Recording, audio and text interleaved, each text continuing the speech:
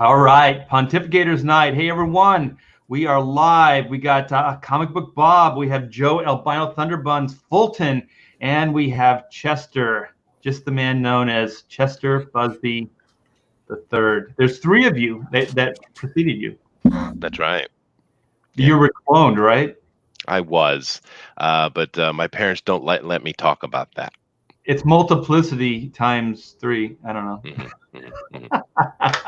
I'm RT Bear, and this is a Pontificators Night. And tonight we were just going to discuss the worst comic book movies. I thought we would have some fun, take a break from some of the seriousness that's happening around us, and remember that there's some really bad, fun, stupid comic book movies out there.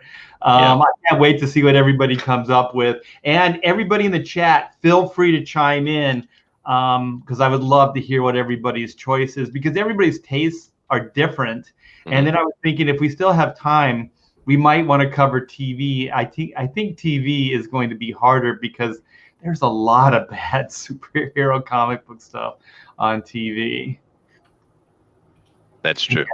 Yeah. It's just like I don't know if we have enough time. Well, you know what? I was doing some research. I think they said that there was a theatrical Captain America movie before the Chris Evans. I know that there was a TV movie. I didn't know it was theatrical. Oh yeah, no, there was, and it's the costume was really bad, but did it have the rubber mold? It did, yeah. But it wasn't as bad a movie as you would think, though.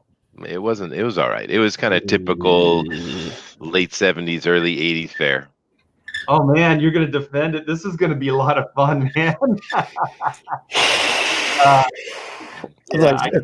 Bob's hyperventilating. So many choices, so little time. Right. Yeah, I can't wait to see how you guys chime in on the brilliant Ang Lee Hulk.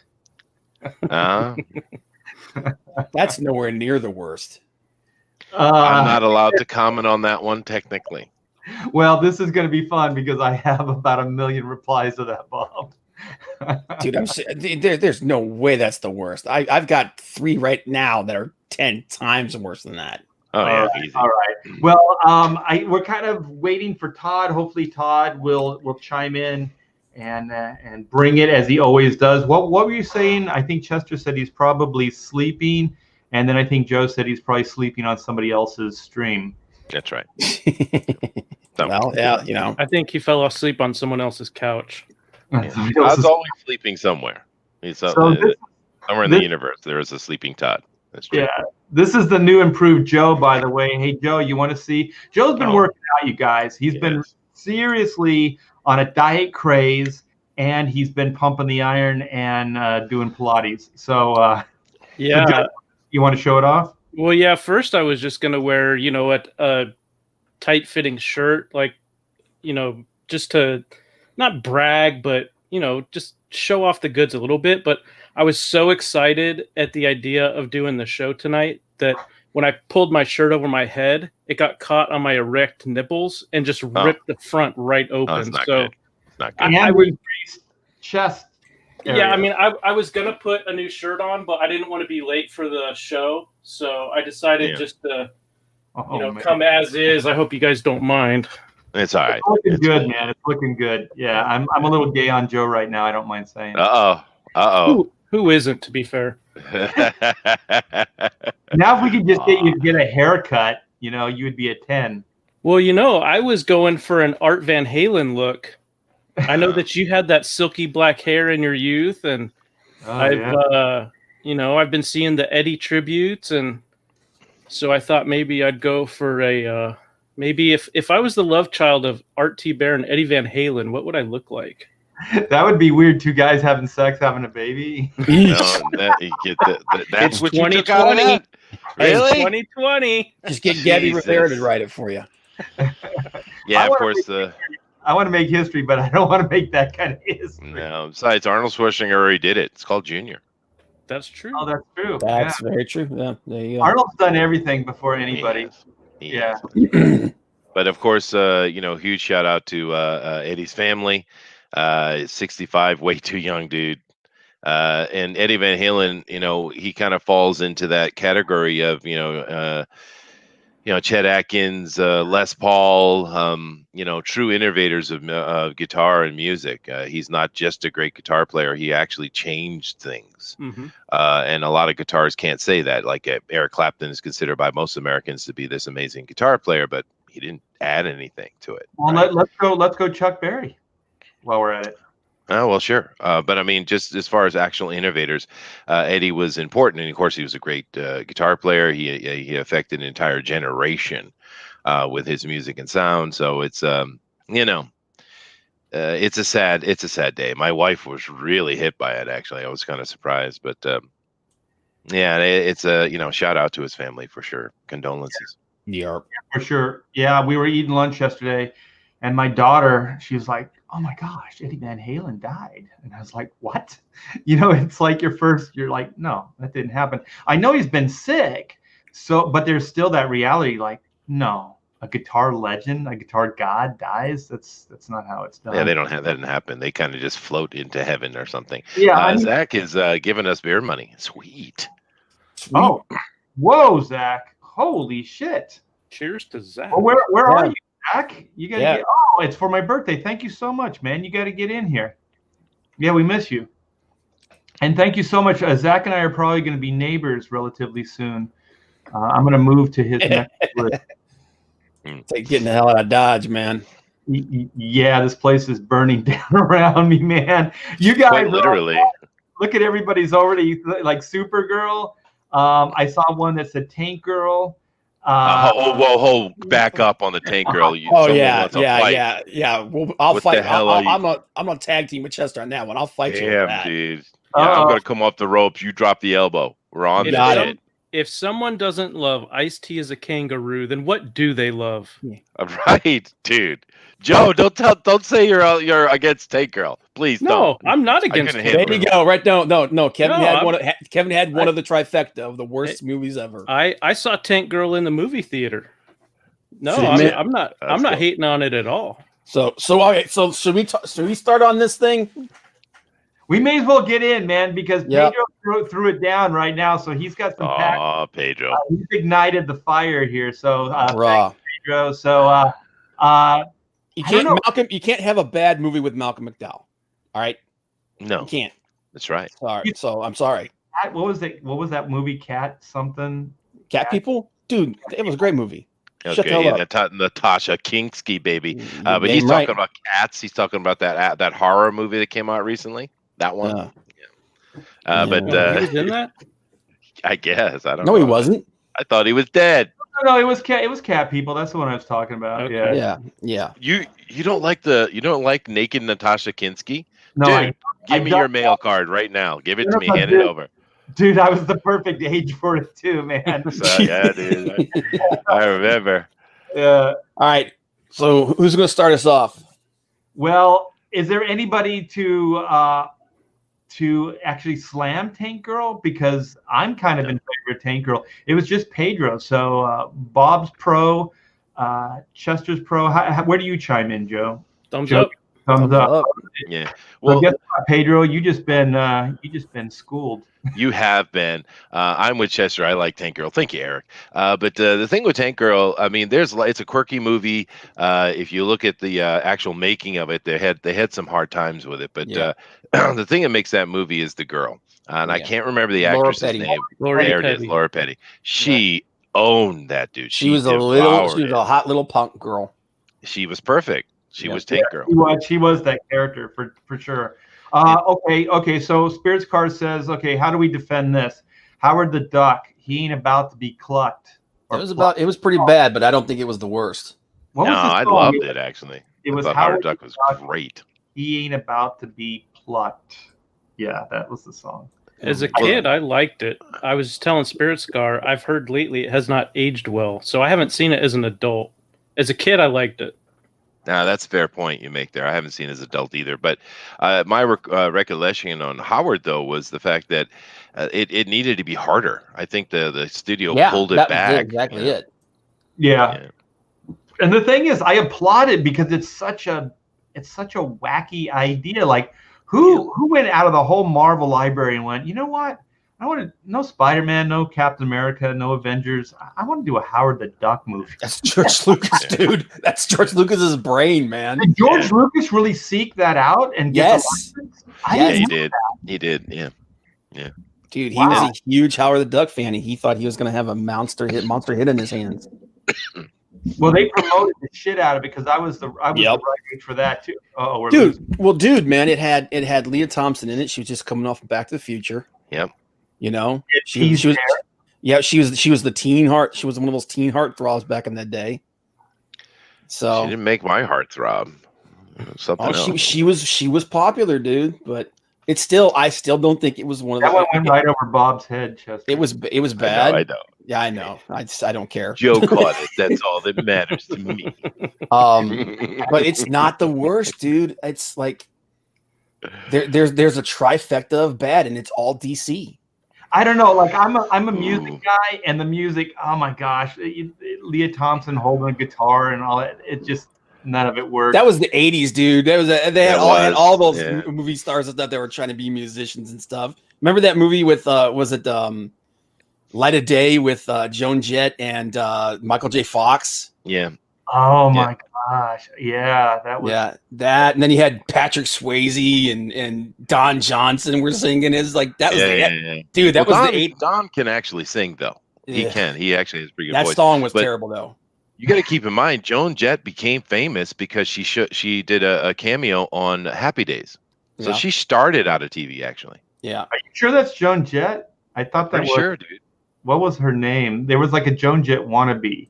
Somebody that should help out.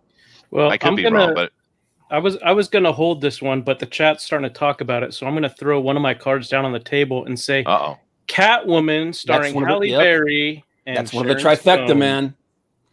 That's one of the trifecta. That movie is friggin' dog shit. Yeah. What's it? Oh, maybe I'm thinking of the other movie. I was thinking that Sharon Stone showed her hoo-ha in that, but that was that's Basic Instinct. That was Basic Instinct. That was Basic Instinct, and it wasn't a very good hoo-ha either. Damn it! But she's in Catwoman too. I believe that's Sharon Stone. Yeah. I think that's one of the reasons why it sucked. I might have to leave early because Catwoman's one of my guilty pleasures. What? Do you watch it high? I don't have access to drugs. I'm in Asia, dude. They kill people for that shit. I don't know why. I know it's a bad movie. I know it is. It's not just a bad movie. It's a friggin' abomination. I get it, but there's just something I like about it. It's Halle Berry's ass. That's what you like. Fine. All right then. I'm a simple man. Hey, the Golden Boy's in here. Zach, back me up on this, man. What? Catwoman, one of the worst comic book movies ever made. Oh yeah. There you go. Yeah. I couldn't make it through that. I couldn't get past the basketball scene. I couldn't do it. I was like, no. There's so much more I can do with my life right now. It's got Benjamin Brandt in it. That's the kiss of death right there. So wait. I did put a caveat on it, and I said a guilty pleasure. Therefore, I am guilty about it. No, you feel really bad right now, Chester? You feel? I do. I feel horrible. All right. So are we all in agreement? Catwoman is one of the three. Yeah. Okay. I'm gonna start keeping track. Yeah. So I think that is going up there, and then we'll debate. But yeah, definitely Catwoman. Yeah, Catwoman. All right. I'll throw one out for you. Okay. Superman 4: The Quest for Peace. Creepy and bad at the same time. It was freaking awful, dude. That they did the movie was so cheap. It was so cheaply made. Like if you know the story behind that, movie, like they gave Christopher Reeves wanted to do the movie, and they were like, okay, and they gave him his budget, and then about a week into production, they cut the budget in half. And then about a week after that, they cut it in half again. Yeah, so if you watch that movie, there's all these scenes that are repeats, and they green screen this stuff. It is so bad, dude. It looks like a bad 70s TV show. But it's hard for me to say that's worse than Superman 3, though. Because Richard Pryor talked about bad casting. At least Superman 3, like the flight scenes and stuff looked good. at least it looked good. It was a dumb movie. Don't get me wrong, and it was it's again not a great movie. Jumped off a building on skis. I understand that. I didn't say it was a good movie, but it is not as bad as Superman 4. Superman 4 is like the drizzly shits. Superman 4 is almost unwatchable. But I will agree, Catwoman is completely unwatchable. There are some movies where you just go, why? Why was this even made? Like, you don't even have an idea. You have nothing. Why would you go into production on this? Bro, Superman Halle 4 Berry in a tight suit is always valuable. Well, is this right after she did Bond? So she was kind of a big deal. It was right after, it was right after she did Bond and she did Monster and she was a big deal. And that's why. Oh yeah, dude, it's just because she's hot, 100%. Huh? But dude, Superman 4 has freaking John Cryer before he actually learned how to act. Oh. dude, it's got friggin' Nuclear Man with Gene Hackman's voice. First, I have fun. Talking like a caveman. Even that movie is awful. Even the movie poster for that sucks. It was so bad. It was so bad. It hurt my soul. But is it better than Supergirl? Supergirl at least has a hot. Again, there's a couple of things that are going for Supergirl. It's got a hot girl in it. Okay, that's one. And two, it's got Peter O'Toole in it. So when I saw Supergirl for the first time, I actually thought she was believable as the character. Yep. Regardless of the quality of the rest of the film. The story was stupid. Never for 1 second did I ever buy Halle Berry as Catwoman. Right. Yeah, the story in Supergirl was definitely stupid, but it's at least it held to some of like the DC canon where they were vulnerable to magic. Yeah. Catwoman was just like, let's just take a bunch of cat shit and throw it at the wall and see what sticks. Wow. Have we talked to the Ultraviolet yet? Hate. The absolute hate. Oh, not yet. No. Dude, no. Ultraviolet at least had some badass fight scenes. It was a dumb movie. Mila Jovovich. Mia. Yeah. I know. I wouldn't normally, but just it wasn't good. Okay, no. Here, I'm gonna head this off at the pass. Here's the trifecta of dog crap for superhero movies: Superman 4. Wait. Catwoman. Chase, man, we got a couple hours. Okay. Bob can't last that long. The thing is I'm gonna drop the trifecta, and then we can argue all the other ones. Okay, if you want, this is still your point of view. Okay, so what? Superman 4, Catwoman, okay, Batman and Robin. Wow. So where does Elektra fit in here? Yeah, Electric at least has a hot chick. Yeah. Wait. Where does Fantastic Four the oh my God? Oh, the 2018 one or the which remake? one? Yeah. X-Men, Phoenix Rising or Rising Phoenix. What the hell that stupid movie is called? How about the New Mutant movie, dude? We don't even need to get into 20 years ago. We can stay within the last 5 years and fill this whole damn thing. The thing is, though, those movies are bad and forgettable. Superman 4, Batman and Robin, and Catwoman were supposed to be great, and they were dog crap. At least for me, Batman and Robin had some fun absurdity working for it. Campiness. It was so campy. He pulled out a bad credit card. It was so campy. It was funny. But I will reach through this friggin' camera and I will yank your beard off. It was so. I didn't take any of it seriously for 1 second. It was as campy as anything else I've ever seen. It had a freaking musical number in it. It was so absurd that I was laughing all the way through. And so for that, I had a good time. So I can't make that one of my worst three of all time. If I had a time machine, I would go back in time and I would hit Joel Schumacher in the head with a shovel. Wow. So you're telling us you don't like Flying Circus then? The hell with John Cleese and Rowan Atkinson and all those dudes. Just, they go right to hell, right? That's what you're telling us. That's not what I'm saying. I'm saying Joel Schumacher. That's what I'm hearing. Well, then you need to clean the crap out of your ears. You need to clean the Catwoman shit out of your ears. Hey, now. I'm saying that Joel Schumacher took my favorite character in the entire world and turned him into a freaking joke. Yeah, because I see. So you were ice skates personally in your offended. shoes, built-in I ice see. skates, because you just know you need built them. in built-in freaking ice skate. I think that was done in the 60s, Bob.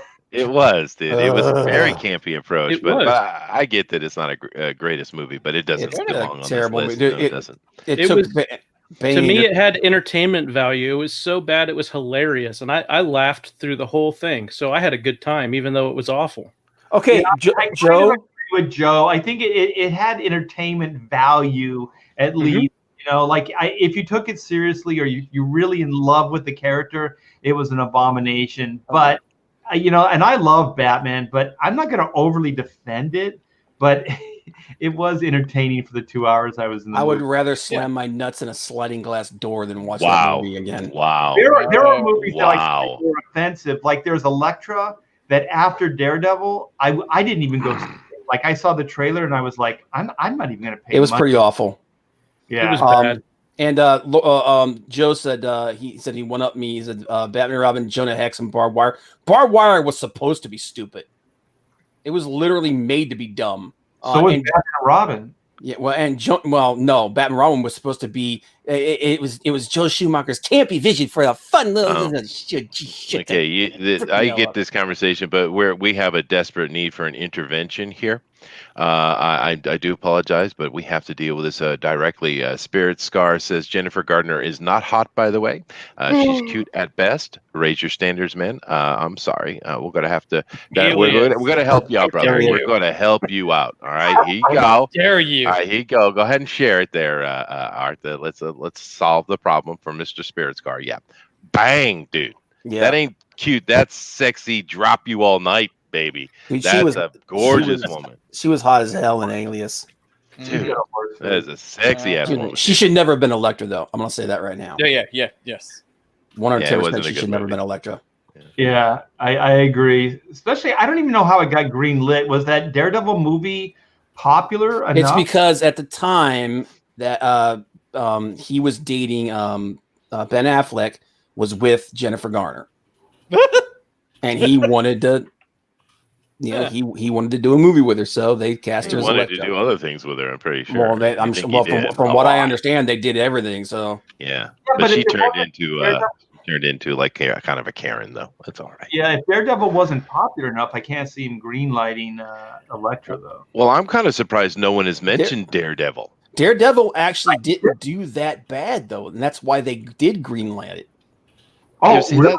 Okay. Yeah. I thought it tanked. Yeah. It wasn't received very well, but it didn't lose money. It didn't make a whole bunch of money, but it wasn't a bomb. It just wasn't like, it's a superhero movie. It'll be awesome. No, it's not, because it's a piece of crap. Well, the problem is they let Ben Affleck speak. Dude, Ben Affleck is a good actor when he's not. good. Yes, he is. No, he's never is. Never. Ben Affleck is shit. He's pure shit. Oh He's my always God. been shit. He just knows the right people. Matt Damon. You know what this is turning into? Joe, The debate of Jennifer Gardner, if she's hot or not. Yeah. She is hot, dude. Come on. I'm going to bring Oh, it back to what Chester said about the most recent X-Men disaster. That was pretty awful. Oh my God, dude. X-Men Phoenix X-Men, Turd or yeah. whatever it was called. What was it, Bob?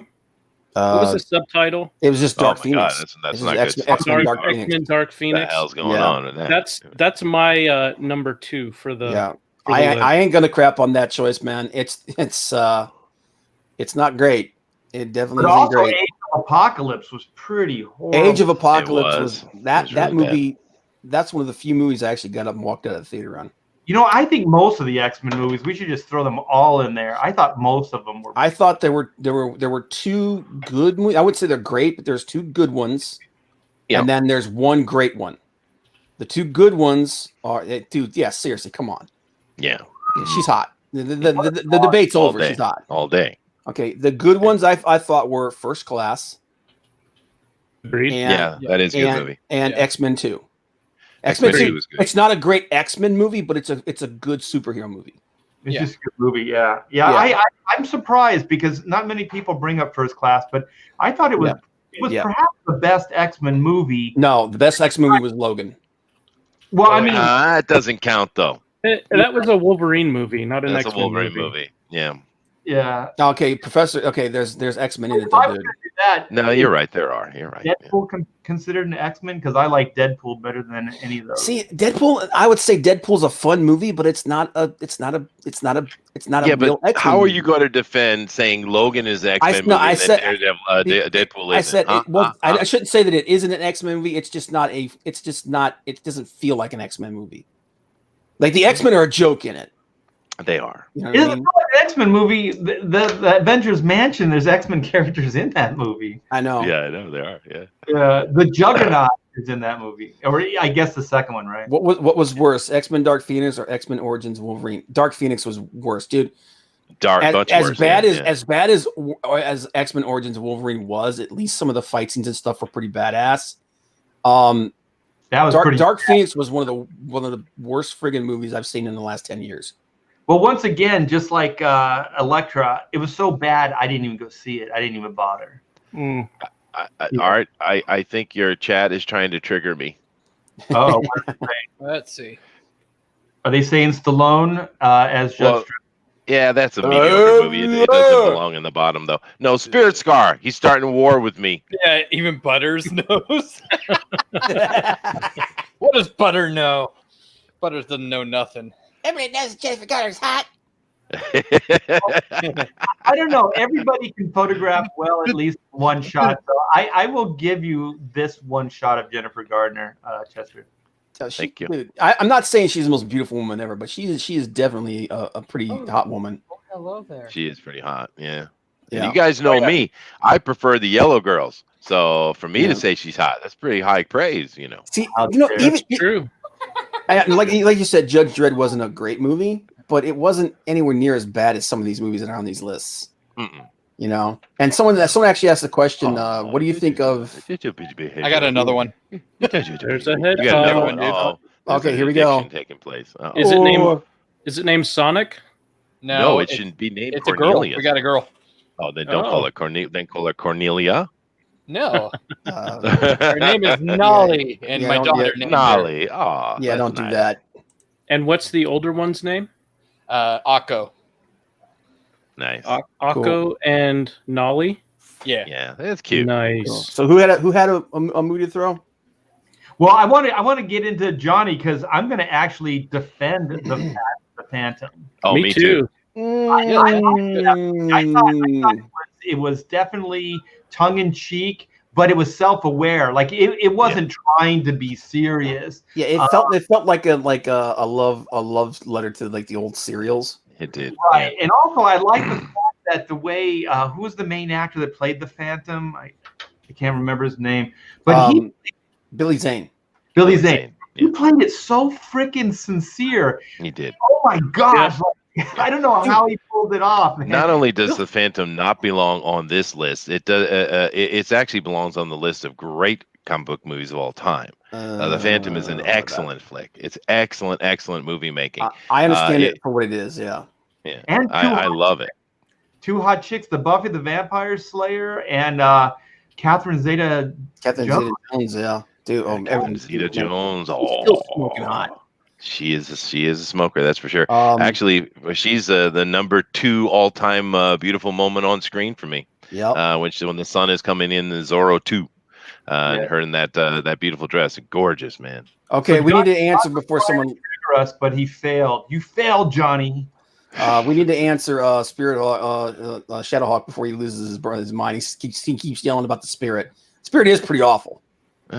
Yeah, but Sequential Treasures also. There's been a few people who've nominated the Spirit. Yeah, the Spirit's pretty bad, like man. The Green Hornet. oh I god, did. oh, Yeah, that was pretty You know bad. what, dude? that's fair. There were actually a couple of moments that, again, Yes, it's but not a good movie, but there were a couple of moments that saved it from being the worst. I'm a Green Hornet fan, and I didn't mind. It was that- pretty awful. Yeah, I'm not going to defend it, but just Well, it's like a parody, right? Yes.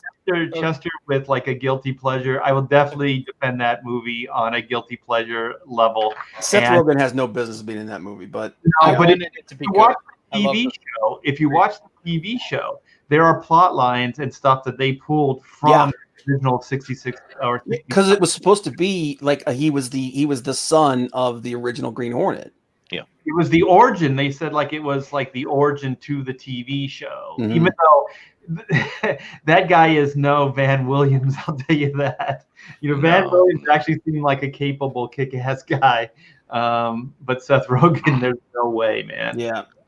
And the guy I think it just doesn't. the guy they got to play Kato, I thought he was awesome. I didn't like that film, but I thought he was great in what they wanted him to do. Yeah, it was perfect casting. And I thought that they changed, because I'm a car guy, so I thought they changed the Black Beauty just enough to make it look more contemporary, but keep that classic Impala, or what was it, Imperial, Chrysler. Yeah. Somebody brought up, what do you think? Yeah, the question was, what do you think of The Shadow and the first TMNT movie? I thought The Shadow was a decent movie. I didn't mind it.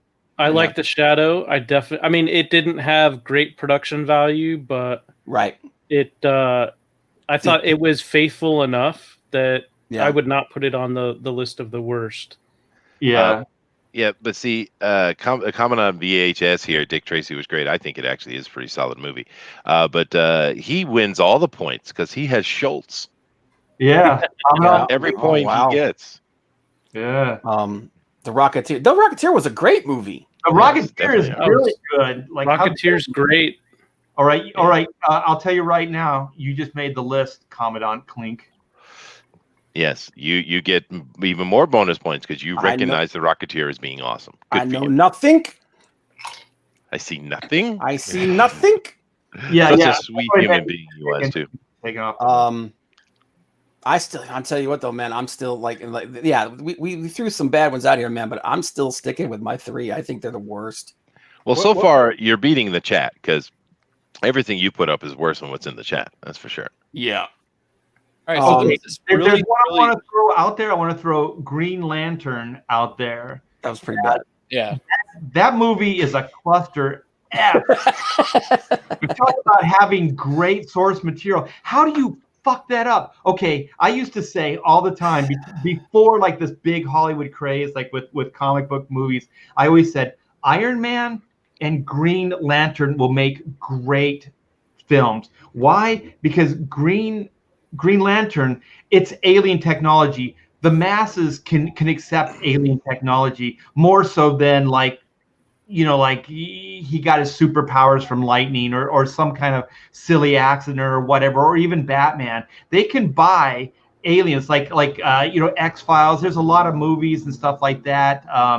Close Encounters, E.T. People buy that. Okay, so I always thought like the premise they could sell to the mass market because it's alien technology, and then Iron Man I always thought because it's technology. It's some guy builds this thing. And I always thought that was more rooted in reality and that you could sell those to the mass market. So when Iron Man came out, I was like, okay, they made it work. Now Green Lantern, and holy shit, man. How did they mess that up so bad? However, Art, the first 2 acts, the first 70% of that movie is great. It's the last act that kills it. It's the last act. No, it's so bad that it makes you forget all the good that was before it. If you go back and watch that, you will see the first 2 acts are really good. It's the last act that is abominable. I was done as soon as I saw the suit. I was like, this is awful. Well, that character isn't Hal Jordan. I don't know who that guy is. Yeah, I don't know who that guy is. No, it's not. I'm a huge Green Lantern fan. On my shelf, I've got almost an entire shelf of nothing but Green Lantern. So for me, that movie was a huge disappointment. However, I'm with Chester in that I think in the first 2 acts, there were elements that I liked and I appreciated. There's others that I didn't, but that last act was completely unforgivable. It was really bad. And I will say this. I did like Mark Strong as Sinestro. That was good. I did too. I know that Kilowog was badass. I know that Ethan didn't like that version of Sinestro, but I thought that for a film adaptation, I thought Mark Strong was really good. Yeah, and you got to remember, this is also before Sinestro fell. Right. Exactly. So it's this is the version of Sinestro before he became a complete megalomaniac. Yep. He had problems, but you're right. He hadn't fallen yet to the depths of depravity that we would find him in. Yeah. Well, I really wish they would do the Darkest Day run. And make I'd do a TV series of it, and I think it would be badass. I'm pretty sure Ethan was involved in a lot of the development of the of that series, especially with the different colored ring teams and stuff. Oh yeah, he got a payday off of that film for sure. I worked on some of that stuff towards the end, and I worked on Brightest Day. Yeah, I worked on that as well. Well, I just heard a big crash in the other room, and my dog came guiltily walking into the room and is hiding under the table. So I'm kind of wondering, Chad, why don't you give me a vote? Should I go check it out, or just ignore it? Is your house on fire? No. Then don't worry about it. You're good. Right. You're good. This Green Lantern is way more important than your house. That's true. I would say again, it wasn't a great movie. It was not one of the 3 worst. It just wasn't. Oh no, it's definitely not. No. I don't know, like the villain. The villain was all wrong. They tried to introduce way too much. I thought that they should have just stuck with the origin. The origin is very, very interesting. I thought what they should have done is just had the ring come there and then have Hal Jordan figure everything out back. Like as the story progresses, he finds the backstory and all that stuff. They gave away too much too soon. Yeah, they shouldn't have done journey. Yeah. The movie doesn't even hold up as a 3-act story. I'm sorry. No. Yeah, they shouldn't have done. They shouldn't have done Parallax. They shouldn't have done. Hector Hammond. They should have done the Manhunters. They could have done that, or they could have done the first encounter type of thing with Hal figuring out there's something beyond Earth. That would have been, which Art just hinted at. But really, with the way they went in the beginning of the movie, what they should have done is had some political aspect going on with the elders and had Sinestro's break. That's what they should have done. See, I think you should have Sinestro's break should have happened in the second movie. Yeah. I think that maybe what they should have done at the end of the Green Lantern movie is he should have finally found Oa. He should have finally found the bigger world that was hinted at through the entire 2-hour, journey. And then at the end, you go, holy shit, there's a whole universe. There's a whole world of Green Lanterns. Yeah. There's all this stuff going on, and there's these little blue men and all that other stuff. I thought they should have left that for the end. I thought it would have been a great payoff, and like you guys were saying, it would be a great segue into the next movie. And also, if you were going to bring Sinestro into that first movie, bring him in as a clear-cut ally. You know what I mean? Then when they turn him, then you're like, holy shit, I really liked that guy. Because they were supposed to, because before he fell, they were best friends. Like in the first movie, he was kind of an adversarial jerk from the very beginning. Because that's why it hurt so bad when it happened, because he's Sinestro's the guy that trained him. He's the guy. He was his mentor. Yeah, because Sinestro was the brother-in-law to Abin Sur. Yeah, I think that's where they should have ended it. I think they should have still had it like Hal Jordan figures it out and still kicks ass without any tutelage, without any knowledge of a bigger world. And then at the end, if you wanted to bring in Sinestro, then he says, yeah, but he's still a little reckless. He needs training or something like that. And then the next movie, you could have those guys fast best friends going out and kicking ass in the first act, and then start bringing in where there's a difference between the two. There's an ideological difference, and then by the end of the movie, Sinestro, or by the midway point, Sinestro's the full-on villain, of the piece. I think that would be awesome. Let me read this. D Geekart for $5. Thank you so much for the super chat. Also, Zach, thanks for the birthday present. I do appreciate that. Green Lantern provided the chance to see how well suited Ryan was for Deadpool. Yeah, true. That's not actually wrong. That's actually correct. Yeah. I think there's some people that are made for certain roles, and I think that Ryan definitely found his calling in Deadpool. So thank you, D Geekart. You know, we are seeing an underlying theme here, though, guys, and that is there's a difference between movies that maybe aren't very good, but there's passion and love for the IP. Mhm. But then what we're seeing overarching is the standard thing that we see out of Hollywood. They are better than you are. Right. The writers, they can't let well enough alone. They can't take something that was brilliantly written and done and became popular because of it. They got to put their touch on it because, you know, they're better. They know better. They're smarter. They're more skilled. It's not this. Yeah, we see this all the time. And this is what screws up so many things. And it's only gotten worse recently. Well, the political nonsense. So, you know, but when we talk about projects like, for instance, Tank Girl, which has poor production. There's a lot of bad points with Tank Girl, but the love and passion from everybody involved in that, including Mr. Rapper Ice Cube, it was, you could see it. It came through.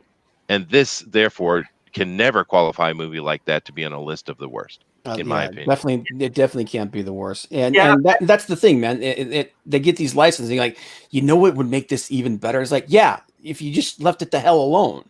Yeah. You know, but that's Hollywood, because it's all about, it's an ego thing. They have to put their mark on it. Yeah, it is. Yeah. So Zach, what's one of your worst? Oh, shoot, man. Well, Catwoman is like probably number one worst for me, because it was like the only one I couldn't make it through. Which one? I just can't. Catwoman. Oh, Catwoman. Yeah. Because just on the sole thing of like, I can't even make it through it when it's background noise. Yeah. You know what I mean? Wow. Yep. I can. It's pretty awful, dude. And then I would have to say, my second least favorites would probably be the X-Men, the Phoenix one, because I got Dark Phoenix. I couldn't do it. That was really, really bad. Which Dark bad. Phoenix? The first one or the second one? Both of them are so bad. They're both awful.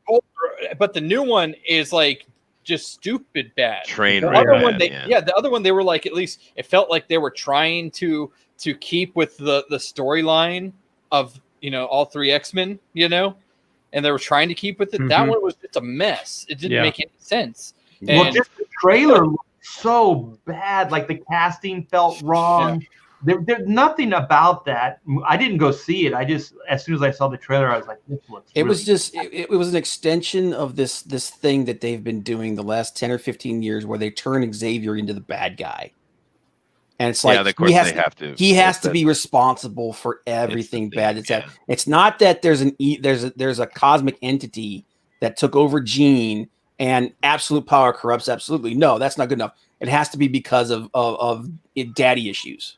Yeah, no, that's true. They do that. Yeah. And on that though, Art, happy birthday. I have to go draw Nazgul. I wish you a happy birthday. Thank you. Thanks, so Zach. much. Later. Take care, Zach. Bye, Zach. There's a lot of doing. Zach verifies Bob. So there's two really strong contenders for the top three. I want to throw well, Chester, go ahead, and then I want to throw one in. Well, first of all, the chat keeps calling for Naomi Watts because they seem to love her so much. So I got you some Naomi Watts. Go ahead. Oh, wow. She was cute, man. Yeah. She was from the King Kong, didn't they? She was adorable in that. Yeah. Peter Jackson. Completely forgettable woman. Yeah. Naomi Watts. Oh my God. Actually, hey, I'm gonna tell you what. You wanna know who's not forgettable? Who? This guy right here. No, that's right. That's sex incarnate right there, baby. Yeah. Look at them abs. The optical illusion of that shirt is perfect, Joe. It works, right? Yeah.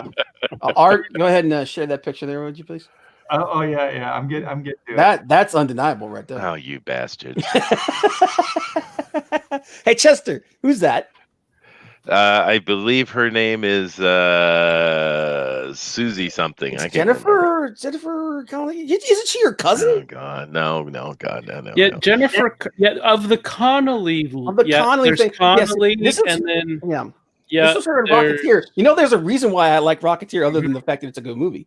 Yeah, I do recall that on the Busby family tree there is a Connelly branch, and so that would make them cousins. If I'm cousins, cousins. Yeah. second cousin. Thank you very much. Yeah, This she's, is Busby the third, or I mean Jennifer Connelly Busby. The third. No, no, no. It's not even a blood relation. That's my mom's side. oh wow, well, not a blood relation. Interesting. Oh, shut up. So that's why they never went to jail when they were caught. Yeah. Never mind. I'm sorry. This is what I have to deal with here. Joe, We're having a serious conversation about bad movies. you crossed the line. So wait, Cross the line. Chester, did you kiss her? Is that what? Of course Joe not. Don't be stupid. Jesus. Better story though. So interesting. There is a the chat. Like I like to include these guys. They are throwing in the Spawn movie. Well, that's where I was going. I was just gonna say. Oh, good. That's what you were going to throw in. Yeah. Yeah, awesome. Spirits Car brought that up, and I Yep. had mentioned just to kind of kick things off with you guys, see what you think. I had said so. Spirits Car really liked John Leguizamo, and I agree that for me, he was probably the highlight of that movie. But Yeah, he was the only good thing in that movie. Oh, I was He was so awesome in that disappointed with movie, yeah. everything else. I don't even want to have it on in the background. It's not my three worst, but I don't like it. It was so bad. It was like when I went to go see Green Lantern. Like I went, it was kind of a DC thing, and then everybody's like, "What'd you think?" And then you got to go. You can't say anything. You're like, "Yeah, I liked it." And Spawn, because I was working at Image, when all that happened, and they're like, "What do you think of the Spawn movie?" I'm like, It was in focus. It was in focus. It was. No, come on. John Leguizamo saves that film from the list, though. He does. And Yeah. He killed that dude. He killed it. Yeah, the makeup effects on him were pretty good. Yeah. Just his performance as the Violator was like it was worth epic. watching. Yeah. Okay, this doesn't make a good movie though. Yeah, it can't save it. It did have good soundtrack. That is true. But I'm telling you what, that old McFarlane fella, he's built himself a legacy off a single character. Yeah, he did. Which he talks eternally about making more movies about while he makes money. So I got nothing bad to say about the dude because he knows how to make cash. That's for damn sure. The movie. I'll partially agree. His legacy started with Spider-Man, but then that's true. He built Spawn on top of that, and then took it 7 more levels beyond the general, what he had with the general Spider-Man. population doesn't know that though, right? That's Okay. just us nerds, So how do we feel about Steel? Oh well, that's my choice. That was my number 3 on it. Yeah, that's that my was choice. my number 3. Write this down for the top 3. Okay. Yeah, Steel is there's been a lot of bad movies, but a lot of them have redeeming value. Like we just mentioned, Spawn, it's a pretty bad flick, but Leguizamo, just watching his performance is worth it because he's really good. Steel, I challenge you to name any redeeming value in that movie whatsoever. At all. That Saturday morning, like that Shazam TV show, like the effects and the level of design, that's about right. It looks so bad. I can make it in my backyard level. I was a big fan of Steel in the 90s and a big fan of Shaquille O'Neal, and I cannot stand that movie. Yeah, it's horrible. I think the reason why so many people dislike it too is not just the fact it's a bad movie, but they love Shaq so much because Shaq is a cool dude. It's hard to see. And it's such a good character that it's just like, why would you do that to him? Why'd you do that to both those guys? But at the same time, I can't like that. I look at that movie, I'm like, it's mostly harmless, Whereas the other 3 that I put on my list, they just absolutely took a crap on them. Well, okay, that's fair enough. Steel, you did have a group of people that were trying to tell a story. That is true. Yeah. And I didn't see any politics in it. That's also true. But it's just so poorly handled in every single aspect. It's boring. They didn't even capture the notes of, the heartwarming moments weren't even caught, and they didn't even get close to it. And I would say very little of it was Shaq's fault, actually. Yeah. We saw him in Qasim or whatever that I blame 100% on him. And he shall never be forgiven. But in this one, most of the trouble was the things around him. it was a really bad movie, but that's my choice. It had a terrible budget. The script wasn't great. They were trying to do something with it. It's like I said, it was. I think Commandant agrees with me. It was just boring. Yeah. I'm just watching this movie going like, does any of this matter? It's, it was just ugh. Well, I think one of the problems they have is just because someone is charismatic in person doesn't therefore translate into being charismatic as an actor. Michael Jordan is another example. A highly loved individual, very charismatic fella. Space Jam. Space Jam was a fun movie for kids, but it was mostly not an actor. It was because of the antics, not because of his acting. Now they're remaking or not remaking. They're doing a second one, and I think it's with LeBron James, right? LeBron, yeah. Okay. Now I heard that they pushed that back, and I'm wondering how that's going to work out for him because LeBron has taken both feet and shoved them square up his ass. So yeah, it'd be interesting. I will say this though for him, he's actually not a bad actor. Well, I have no idea about that. I don't really know that he was in that movie. What the heck is his name? I can't remember the name of it. But he was in that movie. He was pretty funny in that. But yeah, we got That's another a whole discussion. We're getting a couple of suggestions for Ghost World, and right now from the chat, it's bad or it's so bad it's good. What do you guys think? It's a campy Ghost movie. World. That's know this based one. on the indie comic. What is? Yeah, it's based off the indie comic. Yeah. Yeah. So, you know what the thing about that though is that's one of those. It's like a campy slice of life story. I liked it when I was a kid. Yeah. Or teenager. I can't remember exactly when it came out. I was young. Yeah. I liked it back then. I haven't seen it since. Dude, that was like back in like 2000. How old are you? Oh, if it was in 2000, then I would have been in my 20s. Yeah, 2001 is when it came out. Oh, for some reason I thought it was early 90s. No, it was like 2000. It was I thought it was okay for what it was then, but it's not the kind of movie you can go back and watch and go, man, this is awesome. Yeah, I remember watching it once, thinking it was decent, and that was it. Yeah, Dark Stranger. It's Scarlett Johansson's in it. She's really young in it. She looks like she's 18. Yeah, but dude, this looks like some chick flick. What the hell is this doing in our conversation? It's not really. It's based off of a graphic novel, but it's. And again, it's largely harmless. I disqualify it. It doesn't belong here. Get it out. Oh, okay, Sequential Treasures brought one that might be a controversial pick. I agree with him, but I know some people love it. V for Vendetta was nowhere near as good as the graphic fighting novel. Words, dude. I thought it was a good movie, but it's a solid movie. It was a good movie. There was a moment in there that I thought was a major cheat, but I thought that it held up pretty good. And I thought for a comic book adaptation, because there was some flaws in the original as well, but I thought it was a pretty good adaptation. I thought they did pretty good with it. I thought the art direction was really, really good. And the acting was pretty spot on. That Hugo Weaving. The reason where I thought for me it went from okay to bad is because I thought they tried to put too much Matrix into that film.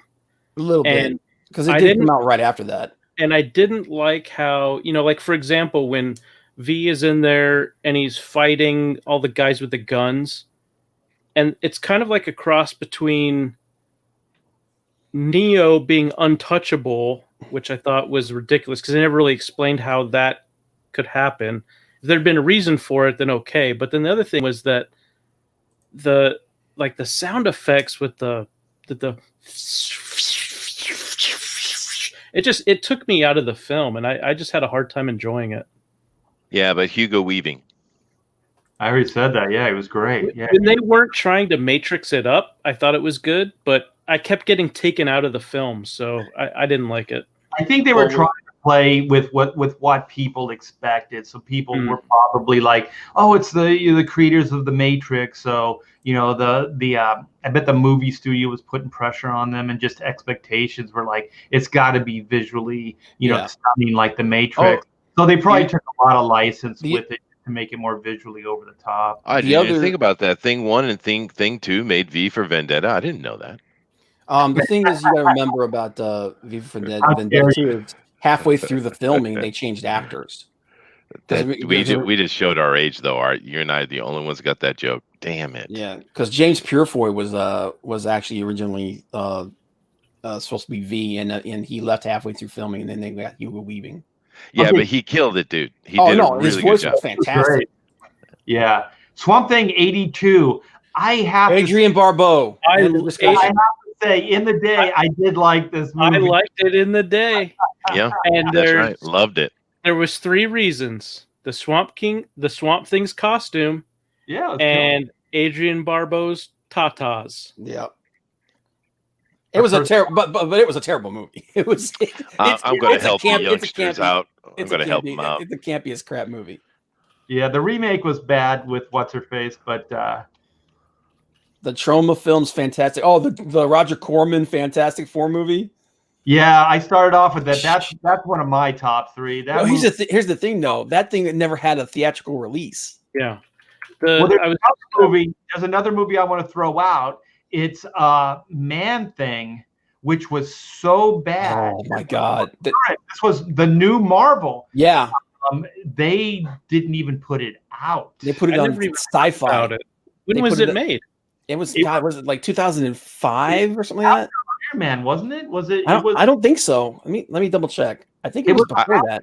I have some Barbeau action for him. Oh my gosh! Now we're finally talking about a real woman. There you go. Bam. Yeah. Out of all your choices, finally one I can get behind. The 80s, Get the it? 80s were very good to Adrian Barbeau. Oh, Adrian Barbeau was good. She was good to the 80s, baby. Yeah, she was. She's good at it. Yeah, she's a pretty good actress too, yeah. Yeah, but Man Thing came out in 2005. The Iron Man came out in 2008, so. Okay, so it was when they were doing the Spider-Man films and the films then. X-Men and Spider-Man films, yeah. And it was like, Man Thing, and I was like, oh, God. Before the first MCU film, which was Iron Man in 08. Yeah. Yeah, but did you see what they did with the that TV show they came out recently for Swamp Thing? It had a heavy Thing vibe to it. You know, Carpenter's The Thing. Mm-hmm. It was really fun, but they had money troubles and it got killed. That thing started out wonderful. I liked it. Yeah. That's the thing about like superhero films and comic book films. You have to spend money. You have to spend money. Mm-hmm. Like that Steel movie. One, I don't think Hollywood had the goods to be able to pull it off properly. No. And 2, there's no way they had the money to do it. Yeah. And Commandant VHS, yeah, I agree with you. Swamp Thing should have been a horror movie because that's what Swamp Thing is. Yeah, that's true. Yeah. But particularly, I think it was the I can never remember his name, and he's kind of like Alan Moore. His Swamp Thing run was really good. I liked it. Yeah. Yeah. There is. I do have to make another shout out. It does seem, Art, that one of your chat here, Spirit Scar, has made a decision that he's going to be my nemesis, and I accept, sir. The gauntlet has been. Okay. It's been dropped. Yeah. Oh, okay. So who's got another one? Okay, so Suicide Squad, as far as more contemporary. That movie that doesn't even hold up as really a narrative. Like that movie is a cluster. It's just a mess. The two things about that movie that I did like. Actually, there was a couple. There was a couple of things. Some of the casting was great. I think Margot Robbie as Harley Quinn in that movie was good. Yeah, for tits and ass. Other than that, what? I think what's her name is Amanda Waller was good. Yeah, I think that was good. I think Jay, God, I can't remember his name. Jay whatever as Boomerang was good. He was good. No, they didn't use it at all, really. No, they should have. No. He was Captain Boomerang was awesome. I think, and the guy who played El Diablo, I think, was good. Character I wanted to see way more of. I liked the art direction. I thought it worked for the film. Mm-hmm. And I thought the effects were pretty good, and I did like the acting. See, I didn't like that I guess that would be a story element rather than putting that on the effects department because they're just making what they tell them. But the big energy ring in the sky trope. It's true. And the script was a mess. It was absolutely horrible. Yeah. I mean, Suicide Squad is a street level team. That's what they are. But yet they're going against the god. You literally had a scene in there with Harley Quinn, who's absolutely useless, running at a goddess with a baseball bat. Yeah, that happened. Ted Lehman, wasn't it better than Birds of Prey? Well, a steaming pile of monkey spunk is better than Birds of Prey. That is true. That is true. That's not much of a comparison, dude. Birds of Prey is one of those films that I don't even acknowledge have existed. Like, really, that movie was made? It doesn't even. You know, Bob said this from the beginning, and he's right. DC is the one that ultimately drops the ball more than anybody else. Yeah. However, I will throw another contender into the ring, if I may. The second on my list, the remake of Hellboy. The remake of Hellboy. Yes, I have it. That movie is bad. Yeah, it is bad. Really bad. I still don't think it's as bad as the ones we put on here, man. Oh my! Dude, Lundgren's Punisher had some cool fight scenes in it. It had some cool stuff in it, dude. That wasn't that bad. I mean, he was terrible. He was terrible as Frank Castle. He was. What about? This is one of my honorable mentions. What about the Thomas Jane Punisher with John Travolta's bleached blonde hair? Hey, I own that one. It's sitting in my DVD case, and it is definitely horrible. It's pretty bad. It was given to me as a present, and I knew from that second that person hated me secretly. I think Thomas Jane wasn't a bad. I mean, obviously, the blonde hair was a bad thing, but he wasn't a bad Frank Castle. Well, I think it's not the worst movie. It is pretty. Tried. Yeah, I just don't think it was a terrible story. I think you have to do that as an R-rated movie. It's like when they redid Dredd, the current version, like they did it right. Like the they were still trying to like kind of walk that line. Oh, the Carl Urban one. Oh, that was badass, dude. One was really good. And I think if you're going to do the Punisher, you just have to embrace all the way. Simeon 7 dropped a big one here. Hasselhoff's Nick Fury movie. Oh, how dare you, sir? That was theatric though. That was like but that was a TV movie. Bad. Dude. It's really bad. Yeah. It was bad. Someone dropped Ghost Rider Spirits of Vengeance. Yeah, that was pretty awful. That's actually my number 3. Second one. The second Ghostbusters. The second one, the one where Nicolas Cage is hamming it up like crazy. Yeah, the first one wasn't good either. But it's a guilty pleasure. Is it the second one? The first one is a guilty pleasure for me too, but the second one is bad. That's my number 3. I almost hate the first one worse than the second one because like the first one is like, what are you like motorcycle Elvis? Well, the first one, he's doing that thing where he's like pointing, he's like, I'm scaring you. It's like, come on, dude. The first one to Evel Knievel because Evel Knievel had dressed like. I get that, but I mean, like the whole thing where he's walking with a cane and he's doing like that pose where he like puts his hands up in front of him. He's like, I'm casting magic at you or something. Yeah, like, I would argue that Elvis Presley dressed like Evel Knievel, sir. I think that I agree with Art in that the first Ghost Rider, I think there was definitely an Evel Knievel tribute. And while I think that film was bad, I don't think it was awful. I understand. With the second one, I thought it was so bad it was funny. And so for me, there's entertainment value. I laughed through the second one. So for me, it's not one of the worst. Yeah, I hated it.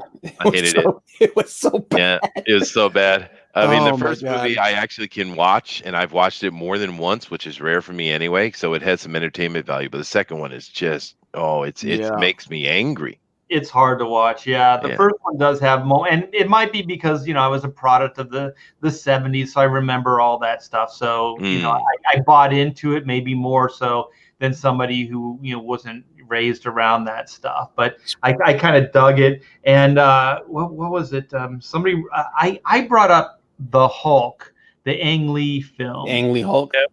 You didn't like the Hulk dogs, man. You didn't like the Hulk dog poodle. That oh my god, it's so bad. The worst thing about that scene, dude, is that's actually in the comics. It's like of all the things from the comics you're gonna pull those freaking dogs. The poodle, the Hulk out. God. Go ahead. No, there is one there is one caveat I'll put on the Ang Lee Hulk, because I agree it's not a great movie, but I will put this caveat. At the time, if we remember, the ability to do full body CG and stuff was very early. Mhm. And that movie was an absolute success in that regard.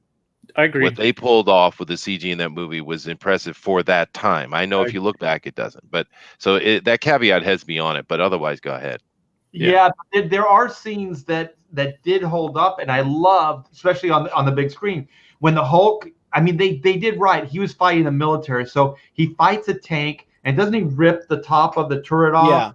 Yeah, there's some moments where there was some really cool stuff, and then when he's leaping in the desert from like mountain to mountain or whatever, some of that shit was really, really cool. Overall, even Jennifer Connelly couldn't save that movie. Oh God!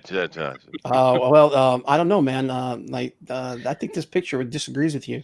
Oh my gosh, Bob, you and I are on the same. What's her name again? I can't. Somebody keeps bringing her up, and she made a great Betty Ross. Barbara something. Barbara something. Yeah. Speaking of the Hulk, guys in the chat are throwing out the Incredible Hulk TV movies, specifically Trial of the Incredible Hulk with balding Thor. Yeah. Get into TV? Or... I'd rather not, because that's a whole nother. We could do a show on that. Yeah. Oh, I got some TV shows. Shut up, Nick. Oof. A little bit. I'm trying to help the chat out here. You know, things are getting depressing. So there you go. I got some bad TV shows. There you go. I'm throbbing right now. You are. I got a full-on robot chubby. Deal breaker. Oh well, if we're gonna compare. Wait. Okay, here we go. You've been practicing in the mirror, haven't you? Yeah, he has, dude. He has. Oh man. All right, so you threw out the Hulk there, man. I gotta wash my eyes out. Chester, you got another one? My honorable mention's been mentioned in the chat many times, because I agree with most everything you guys said. There's a lot of failure. Unfortunately, and partial failure, full failure, etc. And I don't even disagree with your picks at all, Bob. But my honorable mention, which is the last thing I chose, is Jonah Hex.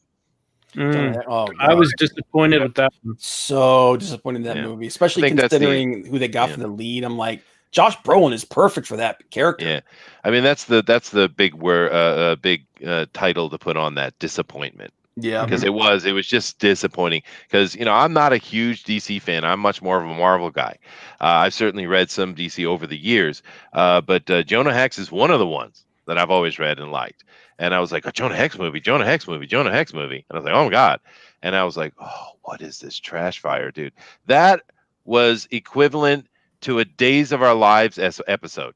It was so bad. That was all that was a director who wanted to get off to what's her name? Megan Fox. Yeah, Megan Fox. Yeah. She's a hottie, though. She's a hottie. No. It's not like Westerns. It's not that hard to do it. No. It's not expensive. Yeah. And just make it authentic. Don't make it Hollywood. Go on location. Let the dust fly around. Let the horse kick up dirt. Like it always looks better when it's like that. And Hollywood keeps trying to control it and clean it up.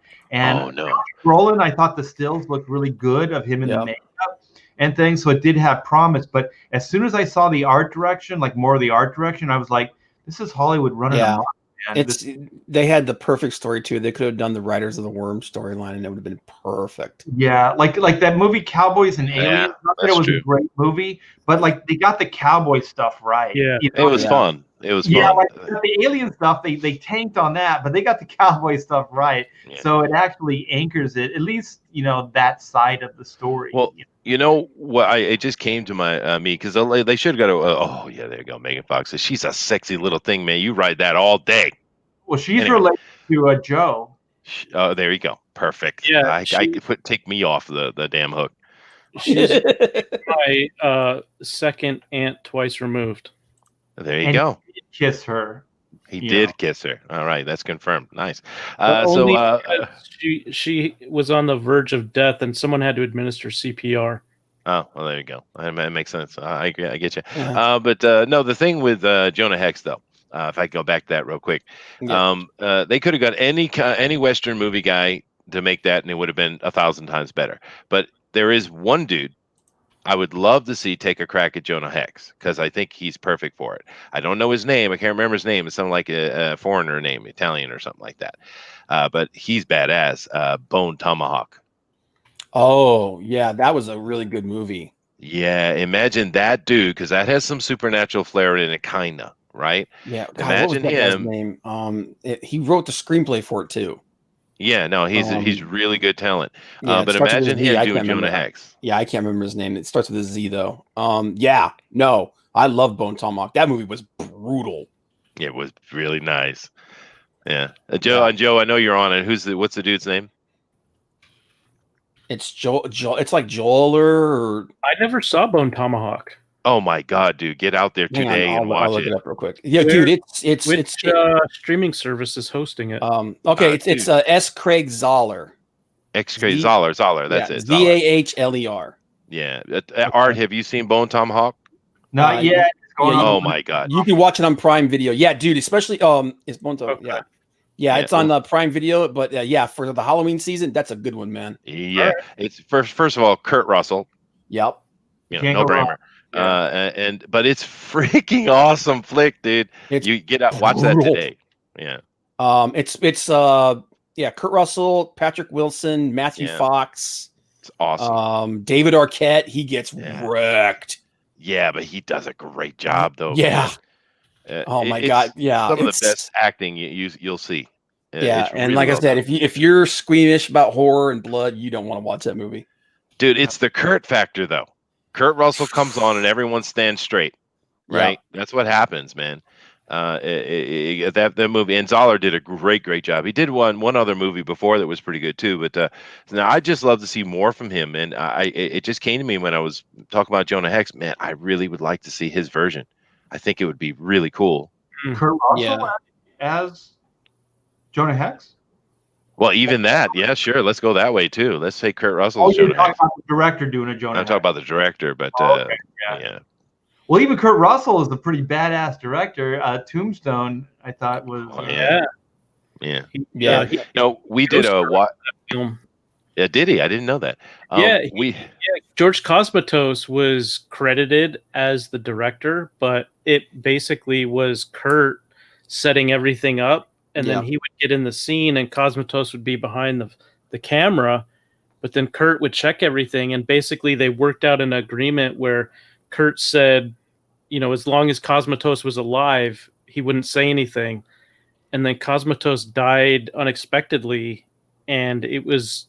And rumors had been circulating in Hollywood for years. And then after Cosmatos passed away, someone who was interviewing Kurt Russell brought it up.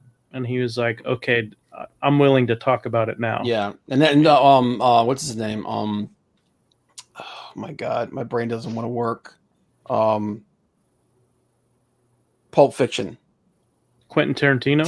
Tarantino said that a lot of the scenes that he did for The Hateful Eight, he said Russell kind of set the shots up and everything for that. Interesting. Because Kurt Russell is the man. Kurt Russell, dude. Yeah, it is. He's awesome. But mentioning on that real quick though, with Tombstone, I know it has nothing to do with comic books, but we actually watched on a Bunny Vision movie night, and we went through it. And one of our intentions while watching it, because we'd all seen it before, was to see if Val Kilmer hit on every single point of dialogue throughout the whole movie.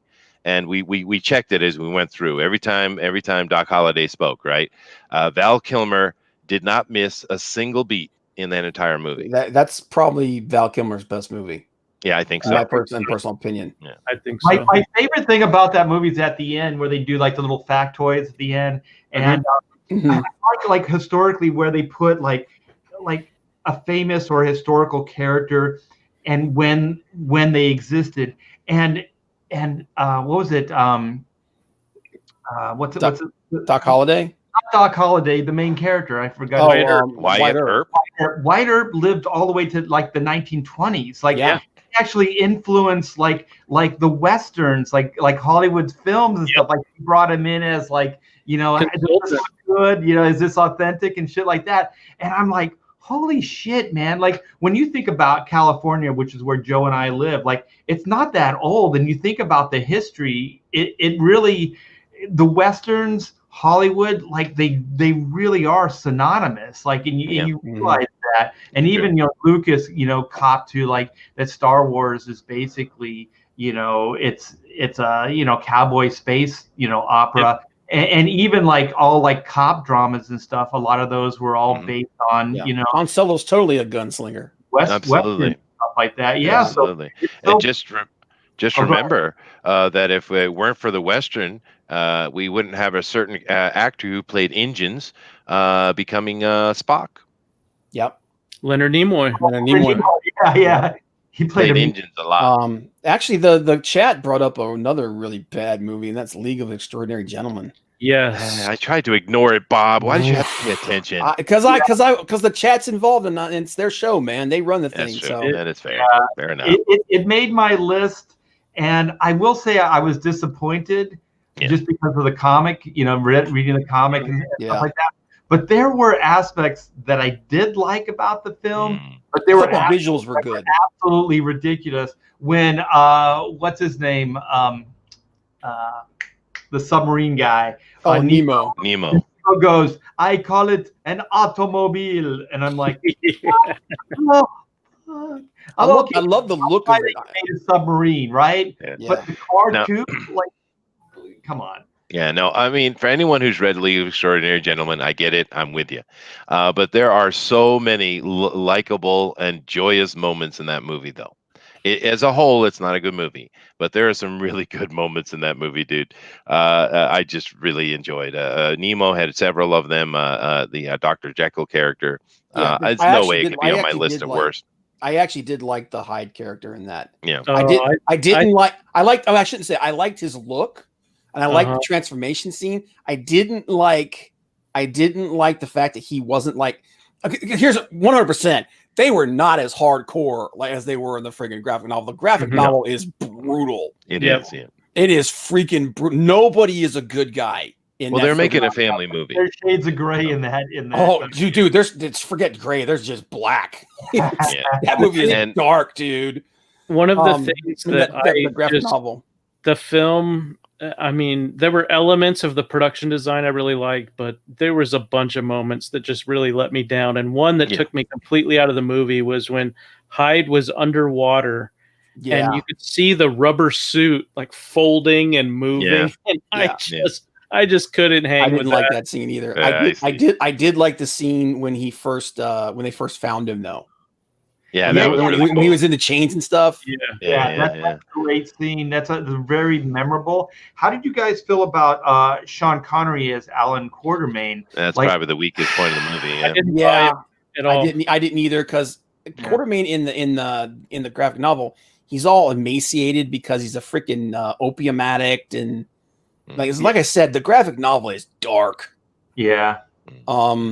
But yeah, it's again though. I still don't think it was the worst. No. How do you guys feel about like them feeling like they had to have an American character and then they bought? I thought that was dumb. What was it, Tom Sawyer or whatever? It was Huck Finn. Yeah, no, it's Tom Sawyer.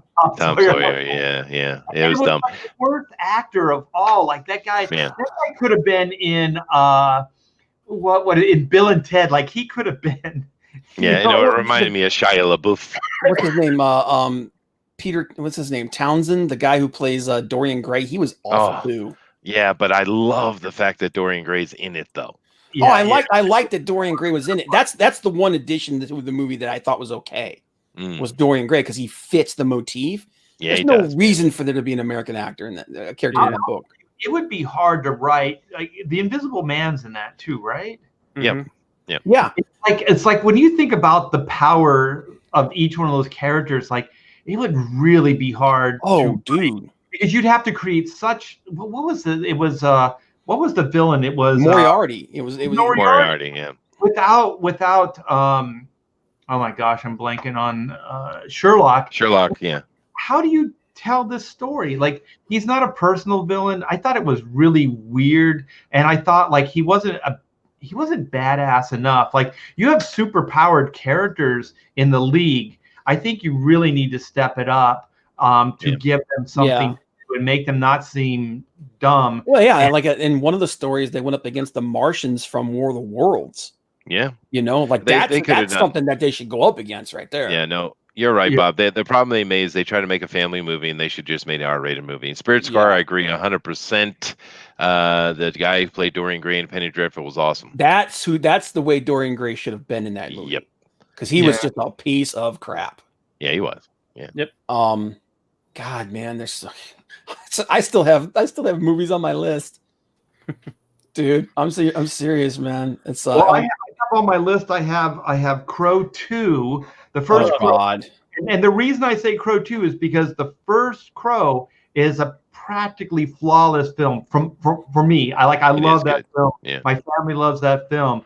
The second movie was like, what the hell, man? That was just them trying to capitalize on that was a money grab. That was a cash grab. But they killed off the little girl and just it was dumb.